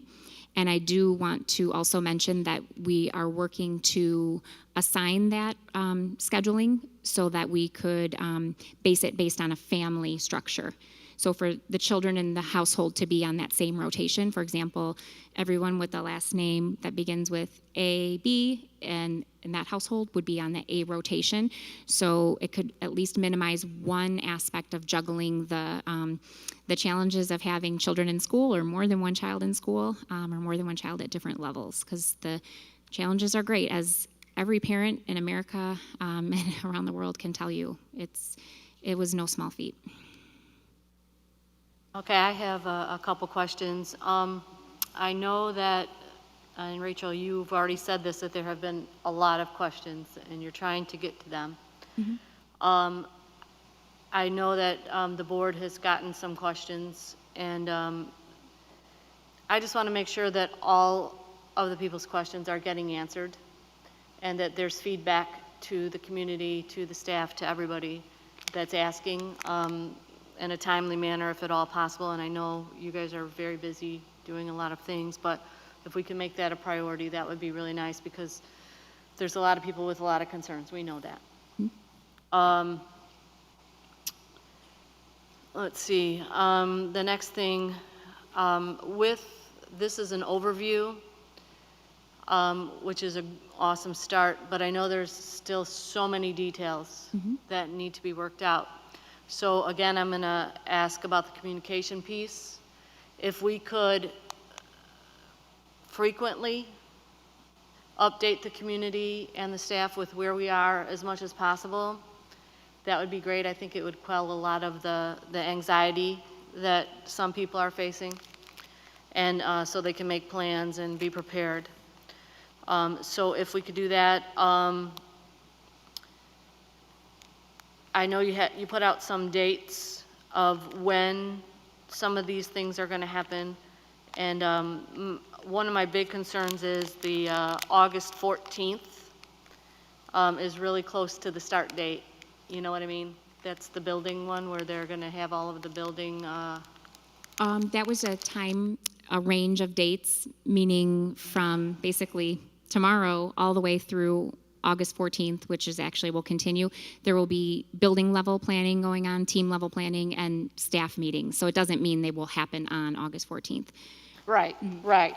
But I was just hoping that most of everything will be worked out, you know, as soon as we could. And when we get things little by little, if we do communicate as much as we can, whatever we have to everybody would be great. Absolutely. Like this is, there's a shift in planning effort now with the building teams and, you know, administration, teacher leaders, individuals from their support staff, building impact team, all the way down to all of our grade level and department teams, really working through the nitty gritty of like where the rubber meets the road in terms of making this big picture work. And each level is unique. And on top of that, each building has some differences as well. So they are definitely working on that right now. We don't have the fine level detailed plans for building level to share yet, but it will be an ongoing communication piece from our building leaders. Yeah, because I think the sooner that we get those details, I think it's going to reduce a lot of the anxiety for those that have anxiety. So the sooner they can know what's going on, Absolutely. I think it will help. Mm-hmm. The next thing that I have, this is just a small little thing. I noticed on, and I don't remember if it was middle school or if it was elementary, but we had a A, and then the next week we had a A, That was the step rotation. Mm-hmm. And I was just wondering if maybe that was a mistake. Would it be instead of at the second part of it, be a B, and then it was equal? I didn't know if that was It didn't say, it It seems is, like there were more it is Bs. actually not a mistake, and it's actually quite complex. Actually, our current STEP, in normal times, our STEP scheduling is extremely complex because our learners are out in the community, community-based instruction and on-site at varying times, dependent upon their program. And so that is not a mistake, and Principal Melanie Phelan and her staff will do a good job. I have full confidence in explaining that to those families. And again, that's a smaller population of students, so they will be able to focus in on their particular learners and as individuals as well.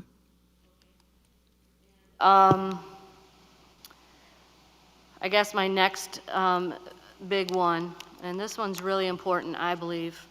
And I know you said that you're going to try your best to make this happen, but I really, really, really want to stress this. That, and sorry I keep doing this because it's weird, but equal education for all students. So the opportunities that are available for groups of students are equal to all groups of students. I really, really, and I know you said you are, and so I just want to make sure that we really stress that whatever opportunities are available for some, that they're also available to all, if at all possible. Certainly, point taken. And we also look at it through a lens of equity as well, because sometimes, you know, what is equal isn't equitable, in the sense that a student in a multi-needs program would not be served at all through remote learning, perhaps, based on, you know, dependent on the learner. And that child would need more in-person instruction than a student who would be able to, you know, function in a remote learning setting. So I hear your point, but we certainly do consider students who have, you know, they're in special programs, have special needs, as well as, you know, are most at risk. And my hope is that once we have everything fluidly working, we can then continue to adjust and meet more students' needs who may need more support. Okay, and I guess along those lines, I'm going to bring up one more thing. Just this is just a personal thing of mine that I'm just going to put out there for everybody. Sorry, you're going to pull that up so it doesn't fall. I would love to see, I mean, I know that there's different groups of people. There's a group of people that are petrified. There's a group of people, and that's staff and that's parents and students. It doesn't matter who you are, there's a group that are petrified to take this on. There's a group that are all about it and are ready to go and say, let me do it right away. And I have no problems doing that. And then there's some that don't know. So, and I know, Rachel, I talked to you about this, but I just want to put it out there. I would like to see that if depending on the fluidity and whatever happens, that if there are people that want to be face-to-face, that they could do that as much as possible. I know you have to have the numbers be lower because of the buildings, and we can't have that many people in a room at the same time, and we can't have that many people as close together as we normally do.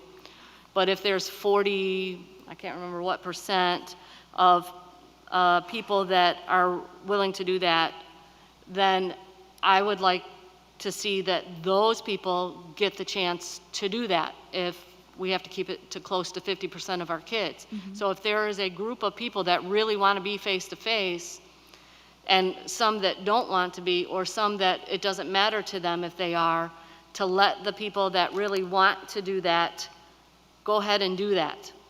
I would like to see that be an option for families. So if at all we can do that, I would like to see some numbers on maybe some surveys or contacting these people to see, and the staff as well, because I'm sure there's a group that are all about face-to-face and some that would like remote learning. And if we can match the people to the groups, and if it works out that way, I would like to see that if at all possible. Thank you. Thank you. Thank you. Any other comments from the dais? Legal services report. He's shaking his head, no report. AFT report, Renee?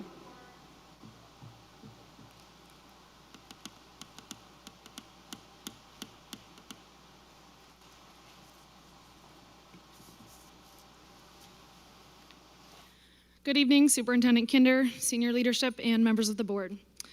I am here tonight once again to speak of the extraordinary challenges the Valley View Council is about to embark on. Last time I was here, I spoke of how proud I was of our council and how every one of our members rose to the occasion when we were thrown into teaching and supporting students remotely in the spring. Now I stand here 1 month before this 2020 school year is set to begin with mixed emotions and thoughts like so many of us have. Since summer has let out, I have been a part of every planning team and action team that we have working in this district. This administration has let me and all the members of the planning teams in to support us, hear our voice, and work collaboratively to bring you the plans that you saw this evening.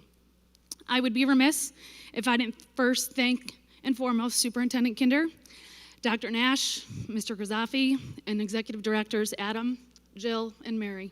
Thank you. Thank you for allowing our members to be heard, to be at the table to plan, and for guiding us through this never-ending work. Making sure our voice has been heard has never once been a battle I've had to fight.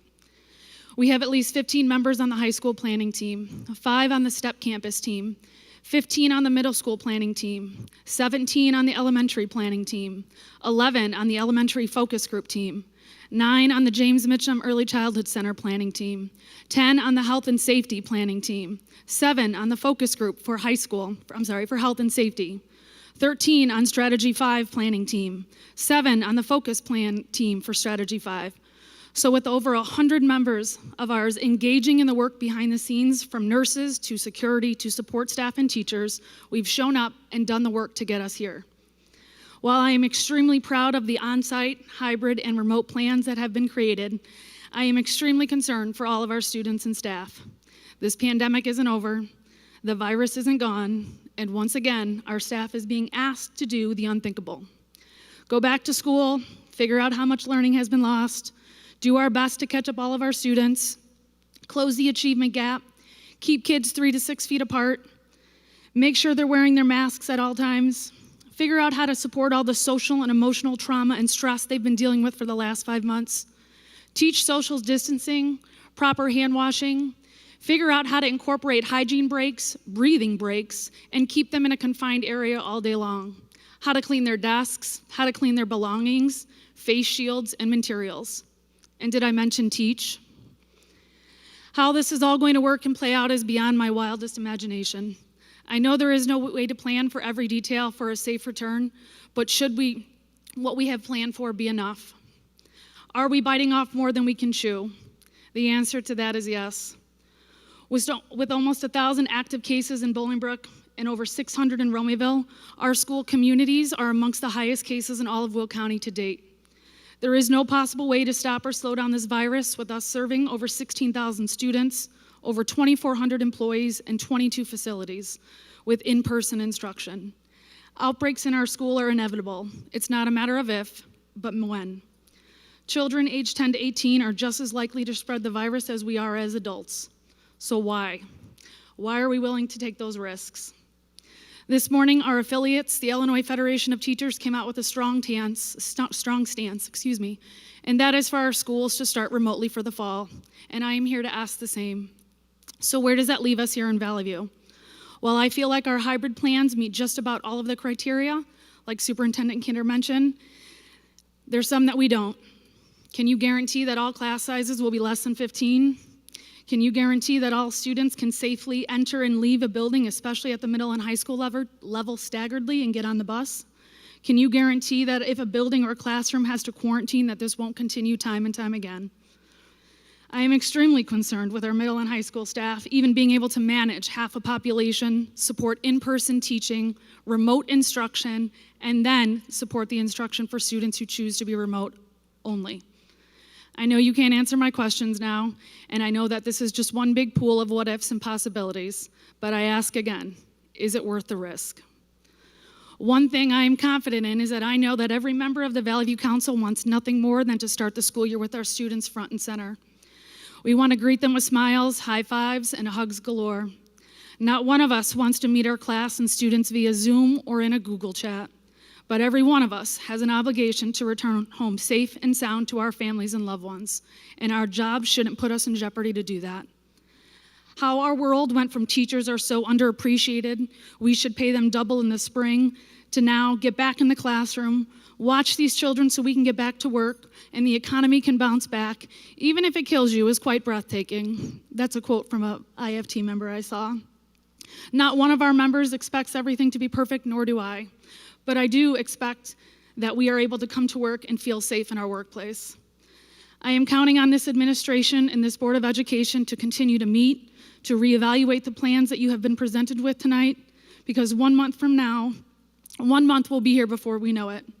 But there is still time for us to continue to adapt and make the necessary changes to ensure the safety and students for all of our staff. A few final closing points I would like to address. First, I would like to thank Mike Lopez and his team and all of the members of our maintenance department who have been back in our buildings and working full-time all summer long. They have now been creating and making all these plexiglass barriers that we will see spread out along the district, along with keeping up with the district and building renovation and plans all summer long. The work you are doing doesn't go unnoticed, and I thank you all. To our students and families of the Valley View School District, I'm sorry. I'm sorry that every one of our families is in this predicament and having to make a decision on whether or not it's safe to send your child to school. The teachers and staff in Valley View Council want nothing more than to provide your child with the in-person learning they so deserve. Wherever we will end up come August 26th, please know that we will continue to work tirelessly to protect your children and provide them with the tools, skills, and knowledge they so deserve. We are committed to working with senior administration and this Board of Education to ensure the best possible outcomes for all of your children. Thank you again to Superintendent Kinder, Assistant Superintendent White, for allowing me to be heard and a part of all these moving pieces. I know with our strong partnership, positive mindsets, and huge hearts that we will get this done. Finally, thank you to all of the members of the Valley View Council. Your support and patience during the summer has been outstanding.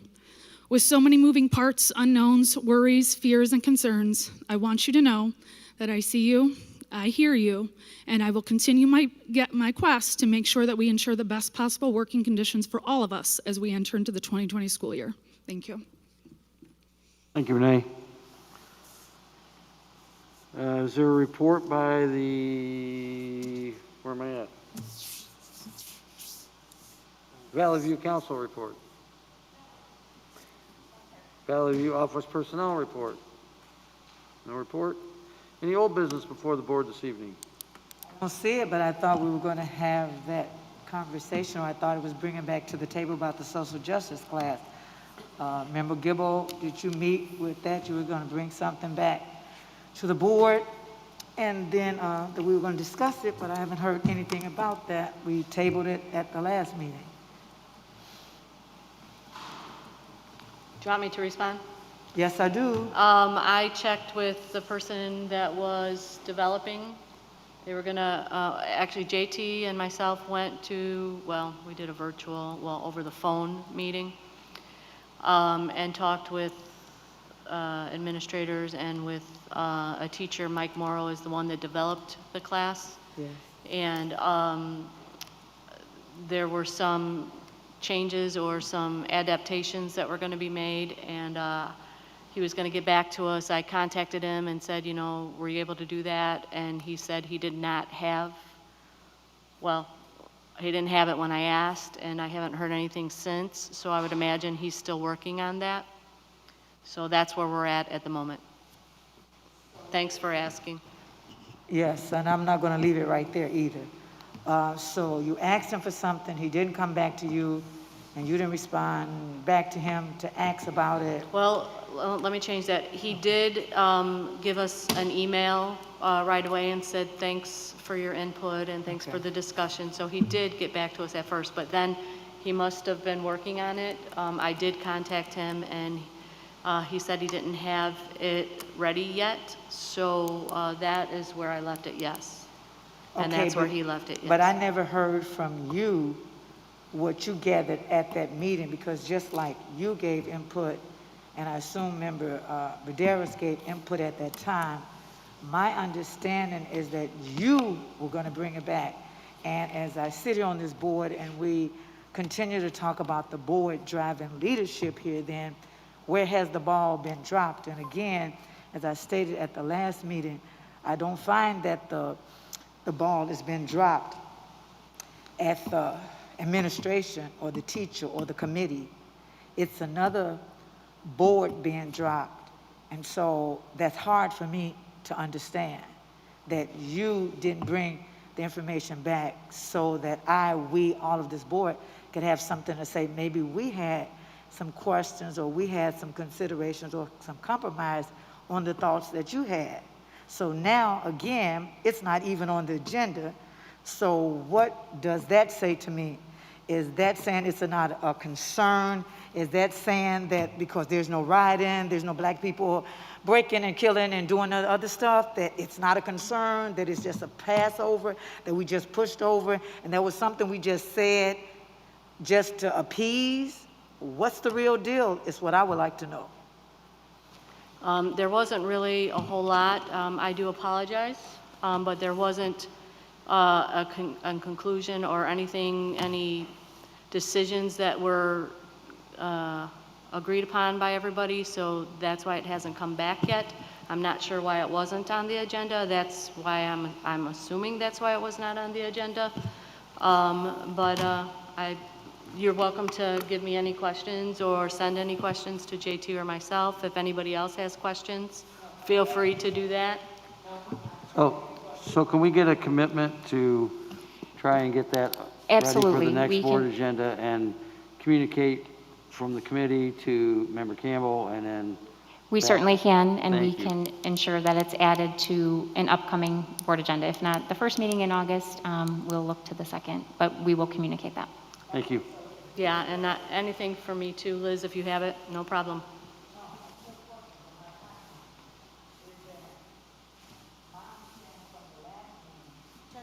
Mike?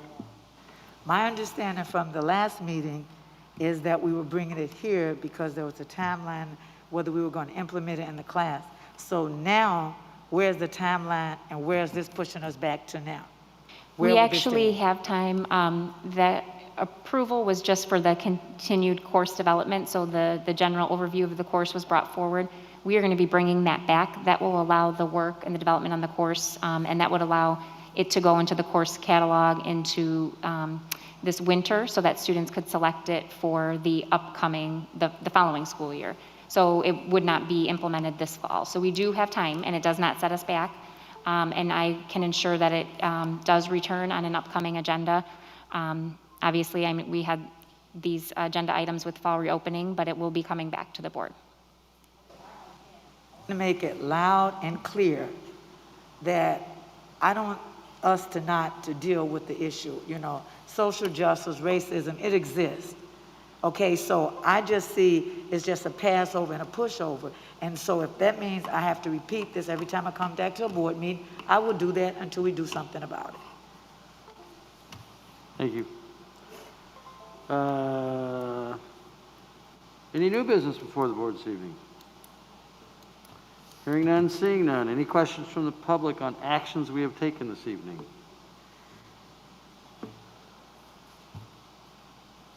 Please come down and state your name and then, kind of stay 6 feet apart, if you would, please.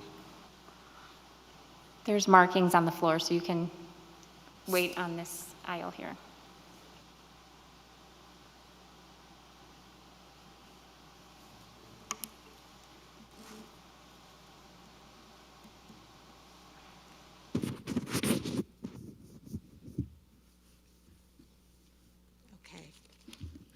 Good evening, everyone. My name is Dr. Sharon Alexander. I am a parent of 2 students in the Valley View School District, former staff member in the district, and I have a couple concerns. I was watching the board meeting when I first came on, and I was a little concerned because I was hearing the importance of face coverings, and many of the board members were not wearing their face masks when I was watching the conversations, not everyone, but a few.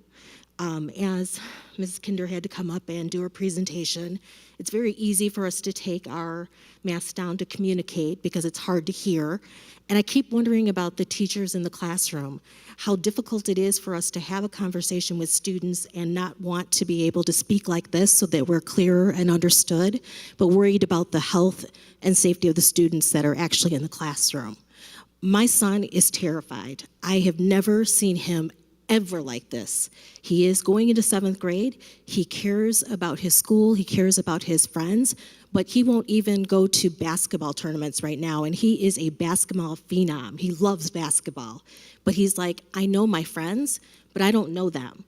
Or I'm going to school and I don't see people modeling the behavior that we say is important. I was a little worried because I kept seeing the two administrators keep going from the same chair and we're not cleaning it off. I just have a lot of concerns as a part of my public health. My mother's a nurse and has been crazy about that for years. And to not see us doing some of those things that we model as adults, what do we expect our students to do? I'm very concerned about that. We have to be the individuals that are the persons that show the students what is expected. I appreciate you telling us about the A and B schedule because I did wonder about children in the same families being on the same schedule to help with that. I am worried about facial covering because I think this is going to be difficult to do. It muffles our sound. It makes it more difficult for us to be able to communicate. For students that have speech issues, you're usually looking at people's lips to be able to try to understand what they're saying. We are missing quite a few things in the education process just by what this is going to be able to do for learners. In a COVID-19 socially conscious, racial injustice society, we have got to do more for our students. I understand the idea of getting students together and wanting to have them in school, but I do not believe that we have the numbers right now to support that safely. I am not a remote learner advocate. I think we're going to have to be there. I think in some point, in some way, we are going to have to understand that's the way of the world.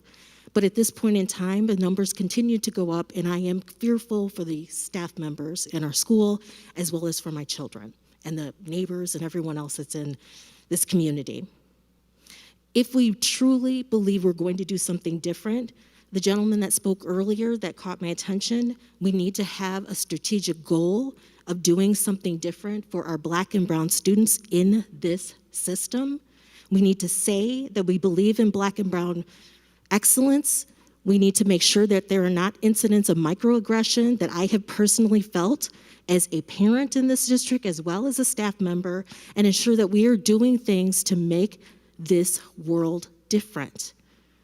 When we talk about a social justice class or a Black history class or something that needs to be on the table when these students come back to school, that is not an option, that is a necessity. They have been walking in protests all summer. They know right and wrong. They know that things have happened that shouldn't have happened to people because of the color of their skin. And we're going to dismiss that and pretend like it didn't occur. I want to know what Valley View is going to do to bring that issue to light, to change the way that we do our things. What we do, we just continue the status quo, and this is not acceptable. So the social justice issue is huge for me. The coming back as usual is a concern for me. I do believe we're going to have to do remote learning, and that means that we need to work with our students and our families and our teachers, flipped classrooms, blended classrooms, whatever it might be, so that they are getting the type of educational services that are necessary, and there must be an attention to brown and Black excellence. I do not want students to raise their hands and be ignored. I do not want students to sit in the back of the room and be told that they are unmotivated, that they are not connected with, or people who don't feel that they have any interest in school. It is not true. They have been turned off by individuals who have treated them unfairly, who didn't believe in them, and this is the result, and we need to change that. At this point in time, I do have one final question, and it is on the issue of co-teaching. When I think about individuals in the classroom, there's typically supposed to be one teacher and usually 15 in a classroom along the size limits. But when you have co-teachers in those classrooms, we're putting 2 teachers or possibly putting parapros or putting other teaching staff into that one classroom, and I am, again, worried about the safety for those individuals. I did not see that identified in the plan, but it is something that I, again, have as a concern as a parent. Okay, thank you for your time. Thank you. Thank you. You raised many valid points. Many of those are a part of the planning effort, and I want to comment specifically on your equity comment as well. That is a commitment that we want to make more of a lived commitment. And so when I spoke earlier about the strategic planning effort, looking at all of our from our vision to our mission to our goals to how we are measuring our progress, you will see that as a lived commitment inside of our strategic plan and inside of the action that we're carrying out with that. We want that to be visible. We want that to be present. We want to engage the community and our students and our staff around what does life ready mean, and ensure that we are providing that experience and that opportunity for every learner. And that is a commitment that I have made and will continue to make, and you will see lived in this district. So I thank you for your comments on that, as well as your logistical considerations that I know are in the planning phase right now with many of our teams. Sir?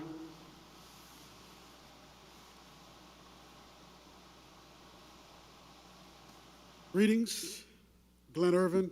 I spoke earlier. I'd like to make a few points and a couple questions on the plan that was presented. Prior to that, I want to commend the district, especially the teachers, on the transition that happened in March. I thought it was pretty phenomenal to go from a Friday to a Tuesday and largely be up and running. I paid a lot of attention to the tools and what was happening. I felt my child got a lot out of it. So just going to commend you guys. I think, you know, sometimes those things go unsaid, but that was really important, and I think you guys did a great service to the community. Plans. They're always tough. Now, one of the key things that I didn't hear in the plan that was presented tonight is testing.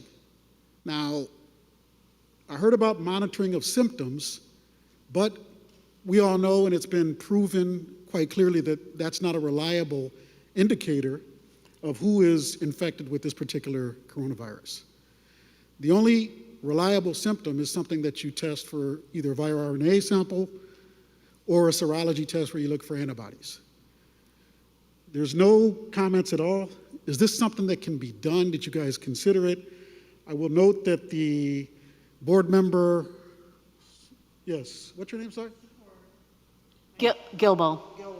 Gilbo. So earlier you mentioned that maybe we're going to need $750K for something else.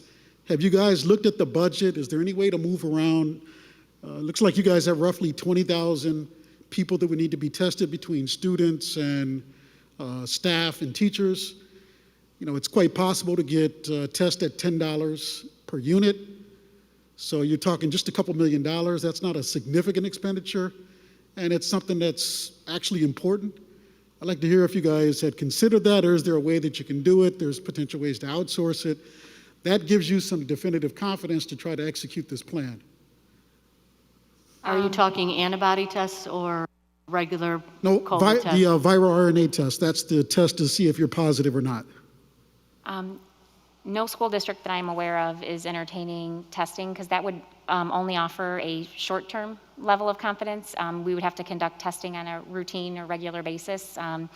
We would not be able to logistically or financially accomplish daily testing for students and staff. I don't know. No, I didn't say daily, sorry. I'm just saying, but I'm saying if we test every student and staff upon their return, within days, they could become symptomatic or they could become ill.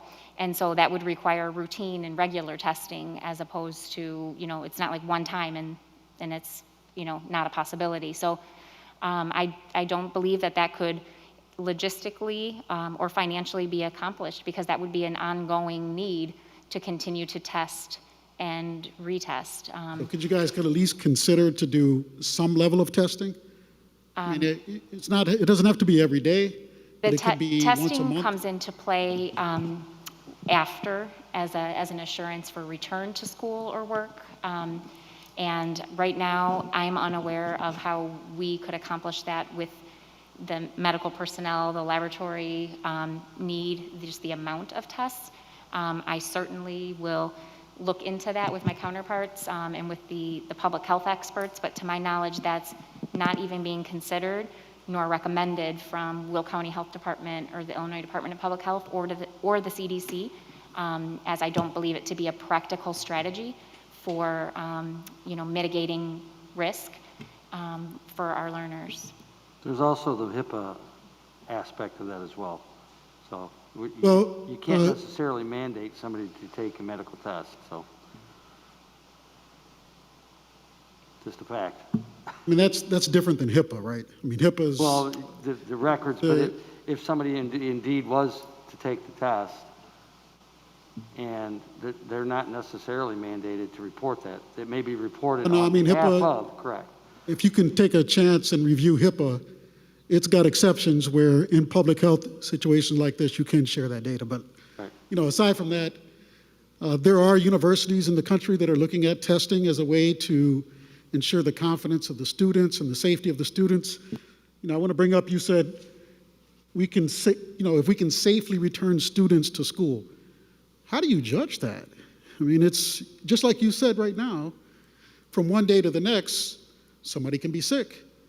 The R0 reproduction rate of this coronavirus and the 2 to 3 strands that have been identified in the circulating globe right now is very high. This is not like a normal H1N1. At this point, these things move quite fast. So how can you safely, what's the measure there? I'm certainly no epidemiologist or a public health expert. I do, however, listen to that official guidance and learn from it as well as how it's being applied in a school setting.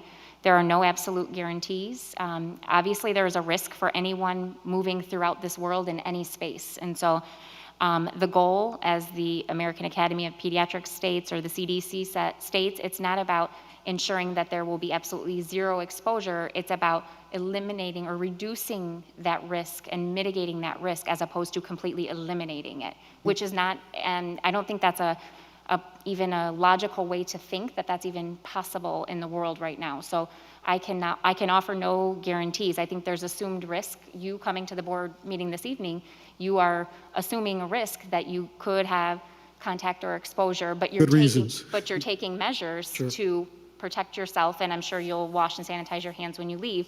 And so, you were doing things to ensure your safety, just as if someone goes to a grocery store. So I cannot make any guarantees. I can tell you that as every other educational institution, place of employment, there are measures and guidelines, and if we can say that we can fully implement those to a high level, then I would feel confident to say that we're doing everything we possibly can. Of course, there's no guarantee. Okay, thanks. Just one comment on that. It's a bit of a fatal flaw in that strategy, right? Because all of these organizations that you're talking about, they've never dealt with this type of situation. And we do know that the United States has fared quite poorly in the response to this. I do want to ask, thinking out of the box, you said right now you don't think it can be done in terms of testing. Have you guys looked at, or can you look at, countries that have done this quite well? We've got Vietnam, we've got Taiwan, we've got Singapore. How are they taking their students back? Is there anything to learn from that? Looking at the US right now is not the best place to do it. Have you guys looked at any other places that are doing this successfully, and are you consistent with those methods? I'm familiar, and I'm familiar with some of the recent case studies emerging that are happening from other countries, but that's certainly something we can continue to look into.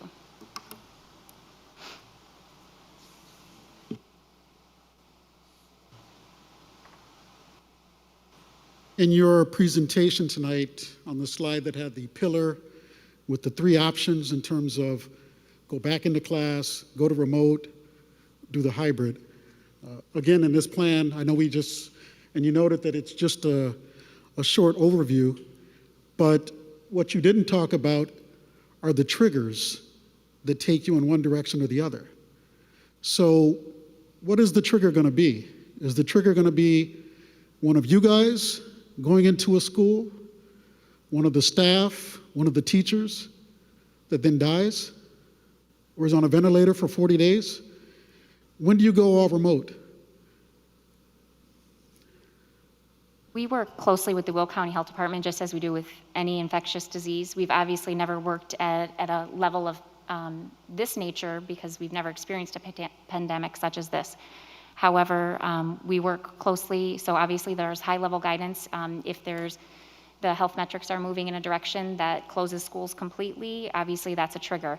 If we see cases emerging and we see what the community health department would see as something that was a spread, or if there's a community-based spread, it's very fluid and requires a lot of back and forth with those health experts, and it's not a decision we would ever make in isolation. And of course, even one case is concerning, and so we definitely would rely on our partnership as well as the metrics that's been decided. And I can tell you, I do not sit up here as a public health expert, but we are working closely with them, and we also know that even at the county and state level, as well as the federal level, they are continuing to make sense of this in a practical way for application in a school setting, and it's new to everyone, like you stated yourself. So I don't have all the answers for you this evening, but I can tell you that we are very much aware of that, and we will continue to work in partnership with the official agencies. Hey, Ms. Kinder, so you, and none of us right now are experts in this type of pandemic. I was just simply asking, what's the trigger to go all remote? If a teacher dies because of this particular affliction, are you guys going to go all remote? What is the trigger? I think that's something, we're human beings first, right? We need to care about the teachers. I know the council member came up earlier and showed concern. I think at a minimum, we should be able to say, what are the triggers? You got to have a plan that has outlines. This is what I was talking about earlier. You had a strategic plan with no teeth. We're in the thick of it right now. The gentleman there said, bring your A game. No, you got to bring your extraordinary game. This is not a time for any ordinary situations. How can you guys step up? You're in these positions. I think Give some insight. I think at the moment, we've been looking at a plan that looks towards prevention as best we can. As far as, I can't answer the question on what the trigger is, because there was a comment made tonight that said that there's 1,000 active cases in Bolingbrook. There's actually been a little over 1,000 cumulative cases in Bolingbrook, and they're down to very few active cases. If those numbers start to pump back up, we will of course have to reevaluate. And what Ms. Kinder is saying is, yes, that's a trigger. I mean, there's no question. If the Will County Department of Public Health or the Illinois State Department of Public Health says we've got a problem, that's a trigger. If a teacher gets sick, if a student gets sick, these are all things that we're going to have to take into consideration. And along with the tracing that will be done, and we know that our staff is looking at those options and what happens if, how do we trace if this happens? We've had people involved in already planning for that. There is no, again, and you said So you guys are going to do contact tracing? There is no hard, fast, if this, then that right now, because we don't know. I mean, we don't. We're still trying to work our way through this. Again, we're focusing on prevention and providing education, but if these things happen and it comes down to this, if we have to have emergency meetings and discuss this and roll back into another space, then we will probably do that. I mean, not probably, we will do that. So in the meantime, we're just trying to sift our way through this. Yeah, like every other school district, and we work in partnership with the Will County Health Department anytime we have any other outbreak of any sort, and we would continue to do that as well, and see if it's contained or isolated, where there was contact, if there was spread. We did have instances of working with staff on site to over the summer where we were able to employ and practice some of the protocols and go through things such as notification and in determining contacts and working with the health department. And obviously this is on a much larger scale, but this is new territory for everyone, and it will be done in collaboration with the public health experts, and that's how we would move forward. Rachel, I think, like when I was asking earlier, when we get those details that we have, I think this is kind of what I'm talking about. So like if the more information that the parents have on if this happens, then what? If this happens, then what? And I think that's what he's saying with the triggers. What will that be? You know, will it be that a student is sick in a building? Will that make that whole building go to remote learning? Am I correct? Am I Yes, Yeah, but, I mean, so just you some want kind of that guidance. spelled out, correct? You want, and then I think so, we should all want that. right, and so if that's spelled out for parents and staff and teachers and everybody, then they know exactly the plan that they need to take or what's gonna happen if this happens, what's gonna happen if that Yes. happens. Yeah, I mean, that's There- great. There are definite guidelines with that, but with anything, I'm going to tell you that these are parameters because this is such a rapidly changing situation. There are clear guidelines and parameters about returning to work or school that are test-based, symptom-based, and time-based, dependent upon whether if you were symptomatic or asymptomatic. It's very complex, and so to go through all of those details tonight in one evening, I don't think that's possible, but to provide that reference for parents who do want that deeper level of detail, that is something that we can provide. And again, we aren't operating in isolation. So when I referred to previously to needing to have confidence that our health protocols were solid in terms of reporting, exclusion, tracing, return, and all of that, I don't vet those on my own. So we have a health and safety planning team that includes a registered nurse who's our nursing coordinator. We have a lot of other individuals as well. I work directly with neighboring districts. We work with the health department. And right now, it is still in kind of the stages of being finalized. So we have 5 weeks to get that to a very solid place. If in 5 weeks we don't have that solid, or probably sooner than 5 weeks, we would need to make that determination if we don't feel confident that this is clearly set and clearly in place. So right now we have the framework for the expectations for tracing and notification. We have the developmental stages of what we would do in those situations in terms of how we handle all of those situations. And that has to be, of course, finalized. And just as often as we are changing and tweaking, the guidance that we refer to and depend on is also being tweaked and changed. Because if those answers were set in stone from the beginning, our planning would be done and wrapped up and you'd have that plan here today. Well, this stuff changes often on the daily. And so there will be a cut point where we say, yep, we're ready to go, we feel confident about this, or no, we can't. And again, we, Valley View, we didn't create COVID. We do not create these protocols in isolation. We are dependent on a lot of other organizations that are learning a lot, just like you mentioned other countries. There's a lot of countries that open school in the spring or over the summer, and so we're learning a lot from that. We have neighboring districts who have successfully ran summer school. We see YMCAs and childcare and daycares throughout the country that are having good success with having children back on site in terms of, as measured by the Very low health. numbers, though. Those are typically 10 or smaller class sizes. They are.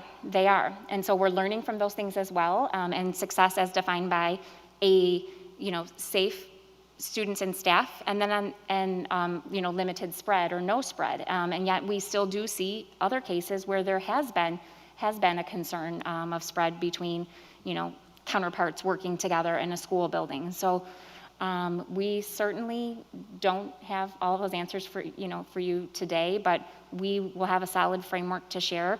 And if there is doubt on our behalf or Will County Health Department or Illinois Department of Public Health, that would certainly be a trigger to say that we're not ready to come back on site. And so what I'm giving you tonight is an update on that planning effort and a commitment that we will continue to monitor and reassess that. And if we are in a strong place, then we would feel that we could come back confidently. If we're not, that would cause us to have to go remote to begin the school year. Mr. Urban, I'm just going to say one more thing and then I'll let you get back. And I think this is kind of what he's saying as well too. So Rachel, I understand totally what you're saying and I agree with what you're saying. But I think if there were some more procedures added to the plan, and I know you're working on it. So, and that's what I was asking earlier, when those things come up, if they can be shared to help people like Mr. Irvin that wants to know where these things are going. So if there are procedures, if somebody's sick, this is what happens when they're sick. If there needs to be cleaning, what is the trigger and what would the procedure of the cleaning be? Is it just the classroom? Is it the whole school? That kind of stuff, you know? That will certainly be included in the documentation. Thanks, that's great to hear that there'll be definitive information. Let me just, indulge me just 2 quick minutes. I just want to make a couple parting comments. We're all in this together, yeah. I mean, everybody's feet is to the fire right now. This is quite serious. Us in the community, this panel right here, we entrust you as stewards of the safety of, our most precious. Not just the students, but the teachers as well. So the gentleman earlier talked about the position is to take the most conservative, at least that's what I heard. Keep that in mind as you guys go forward. The rate of transmission of this, especially in confined areas, can be quite rapid. And although you may work with any health department, very quickly you can have 800-900 cases, which then can balloon. Let's hope not, and I'm not alarmist, but we've seen this happen across the country. And the last part is I just want to let you guys know and communicate to the staff that we really appreciate what you're doing. This is not simple. And we know it's extremely difficult, and we appreciate all of these midnight oil burning hours that you guys have been putting in. So thank you. Thank you, sir. Thank you. Thank you, Mr. And Irvin. we have one more. Hi there. Good evening. I'm Jim Fisher. I'm a parent of one middle schooler and 2 high schoolers. Let's bring this up a little bit. There we go. Thank you for letting me take the risk to talk to you tonight. And I also want to return thank you for being a servant to the community and moving forward. I was excited to hear tonight, or come in here not to hear we're 100% remote. I'm one of the proponents that we should move smart as fast as we can and learn and keep applying.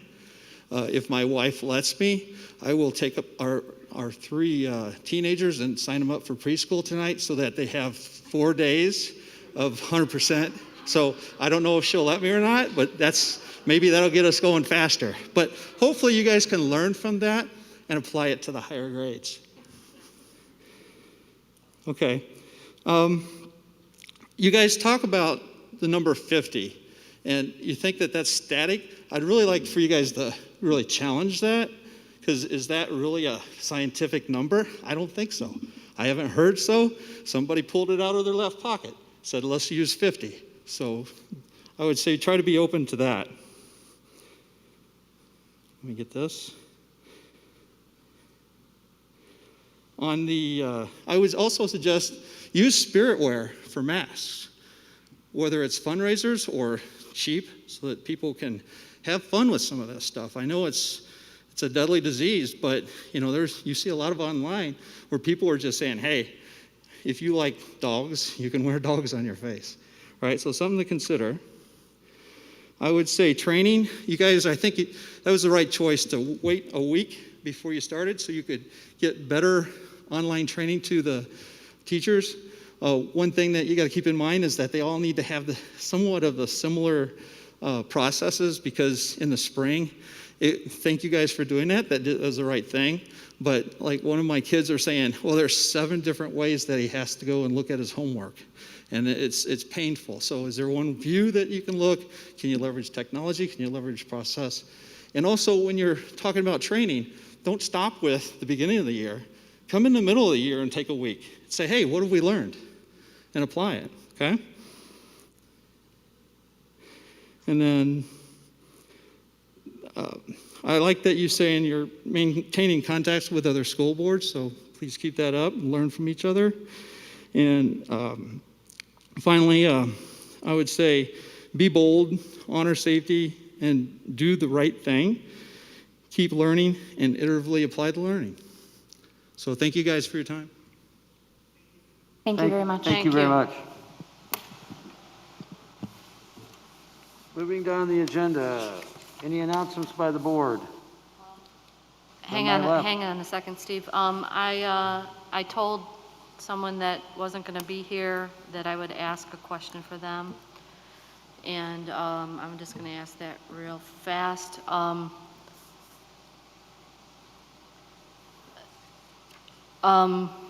Well, I know you're still working out a lot of details and stuff, but the hallway procedures, how we have the signage going up in the hallways, there are some halls in some schools that are just one hallway into the area. Is there a certain way, like is it going to have a line down the middle and you stay on this side and you say, do you guys have a plan on that right now? Yes, each level and each building is working on a plan with that. So there's signage and marking on the floor. So if you're referring to a middle school, for example, that has like a 7th grade hallway, we would look at keeping, students on one side of that hallway for in and then one for out. And then also potentially staggering passing periods. So there's fewer students in the hallway. So there's a lot of different approaches dependent on the age of the learner and the level as well. And activities, there were a few questions there, but the transportation for activities, so if they have an early release, are their activities going to be right when early release is done, or are they going to have to go home and come back and find their own transportation? And then if it's a band member and they have instruments, do they carry those around with them all day because they can't use lockers? So there's 2 more that I promised I would ask.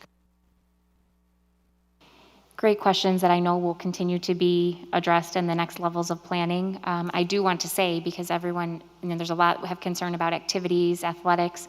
Right now, that's temporarily on hold as the IHSA, the Illinois High School Association, Sports Association, excuse me, and the IESA for our elementary and middle schools is on hold pending guidance from the state, Illinois Department of Public Health. So we are also on hold with that, but we know those are important conversations. That's an important aspect of school. And of course, we're going to continue to monitor that. And then as soon as we have information, we will communicate it. Thank you. And the lockers, and do we have a plan for like big things that can't fit in the lockers or anything like that? I don't know yet what that plan is, but I can certainly bring that question to those teams. Thank you. Mm-hmm. Thank you. So, any other from my right? Diane, left? I just want to thank Rachel and the senior leadership team and Debbie and Vic for all their hard work, because I know Steve has said it, many people have said it tonight, but it's been a tremendous amount of work. So thank you to everyone.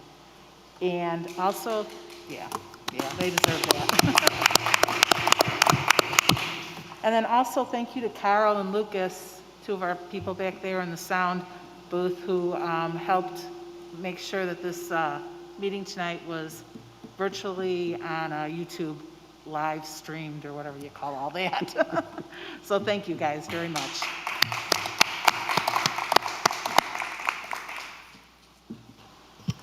I just wanted to say, for the planning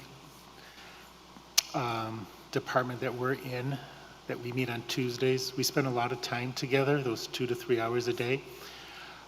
They spend probably sometimes 14, 16 hours a day.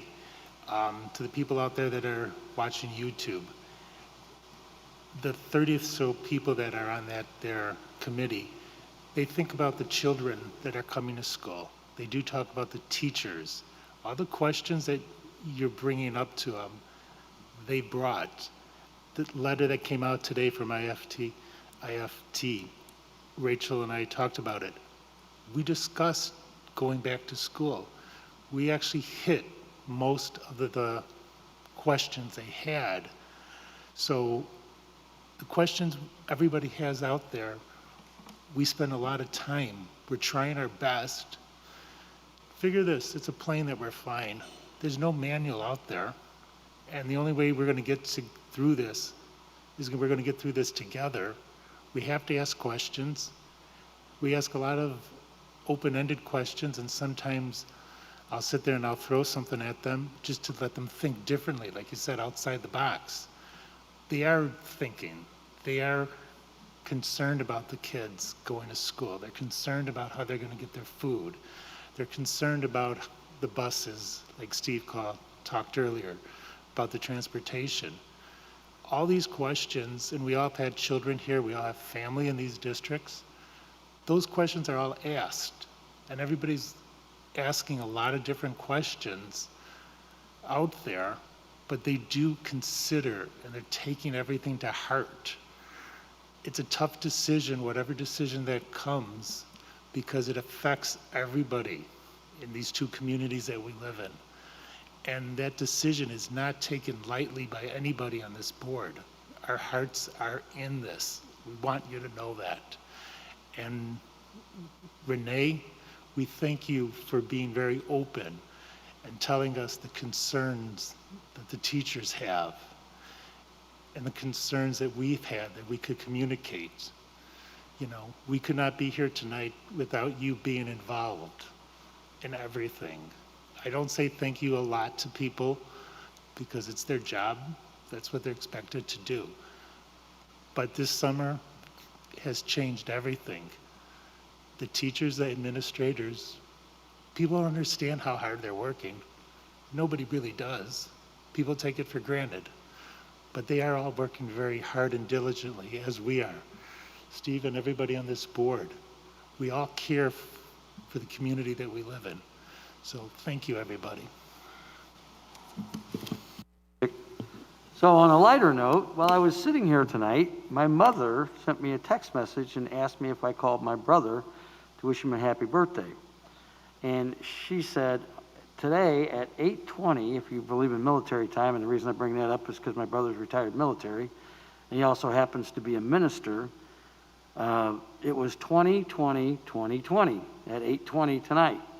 So I want to wish my brother Michael a happy birthday, thank him for his service to our country.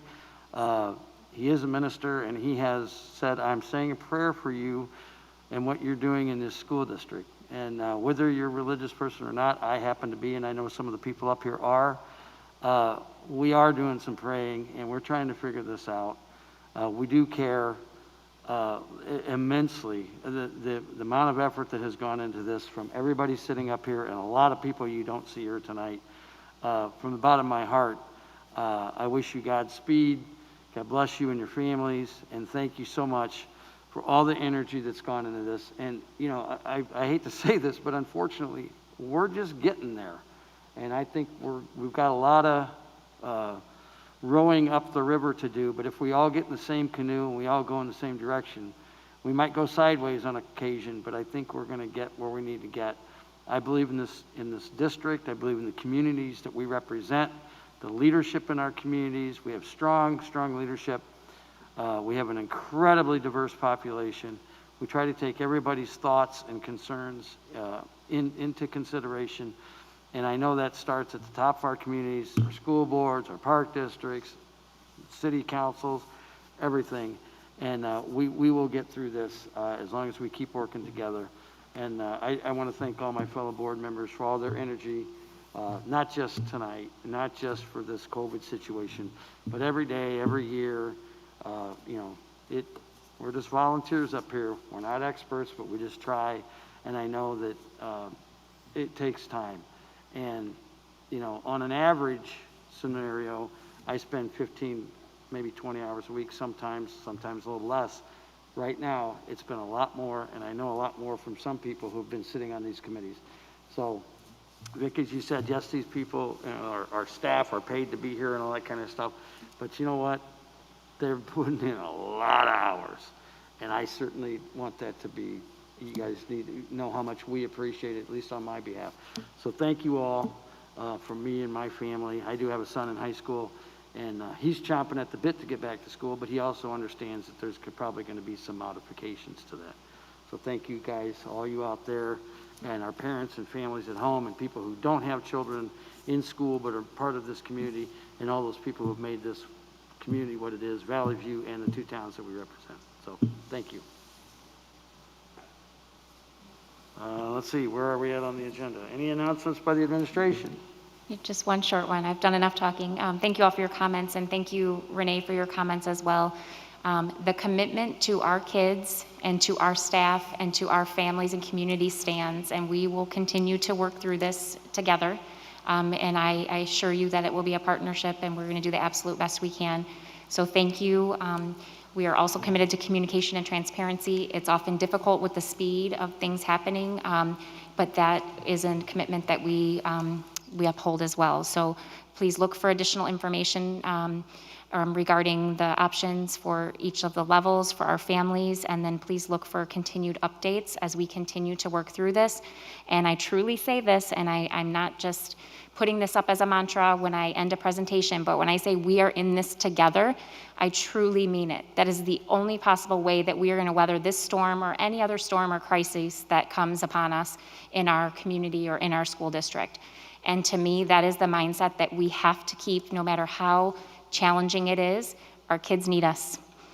And if we can be together, even if it isn't perfect circumstances, we're going to do the best we can for our kids, and that's what it's all about. So I thank you for your support. Thank you, the board, for your support, and to the community. So kids, we're going to be ready for you one way or another, and we're going to continue to move forward.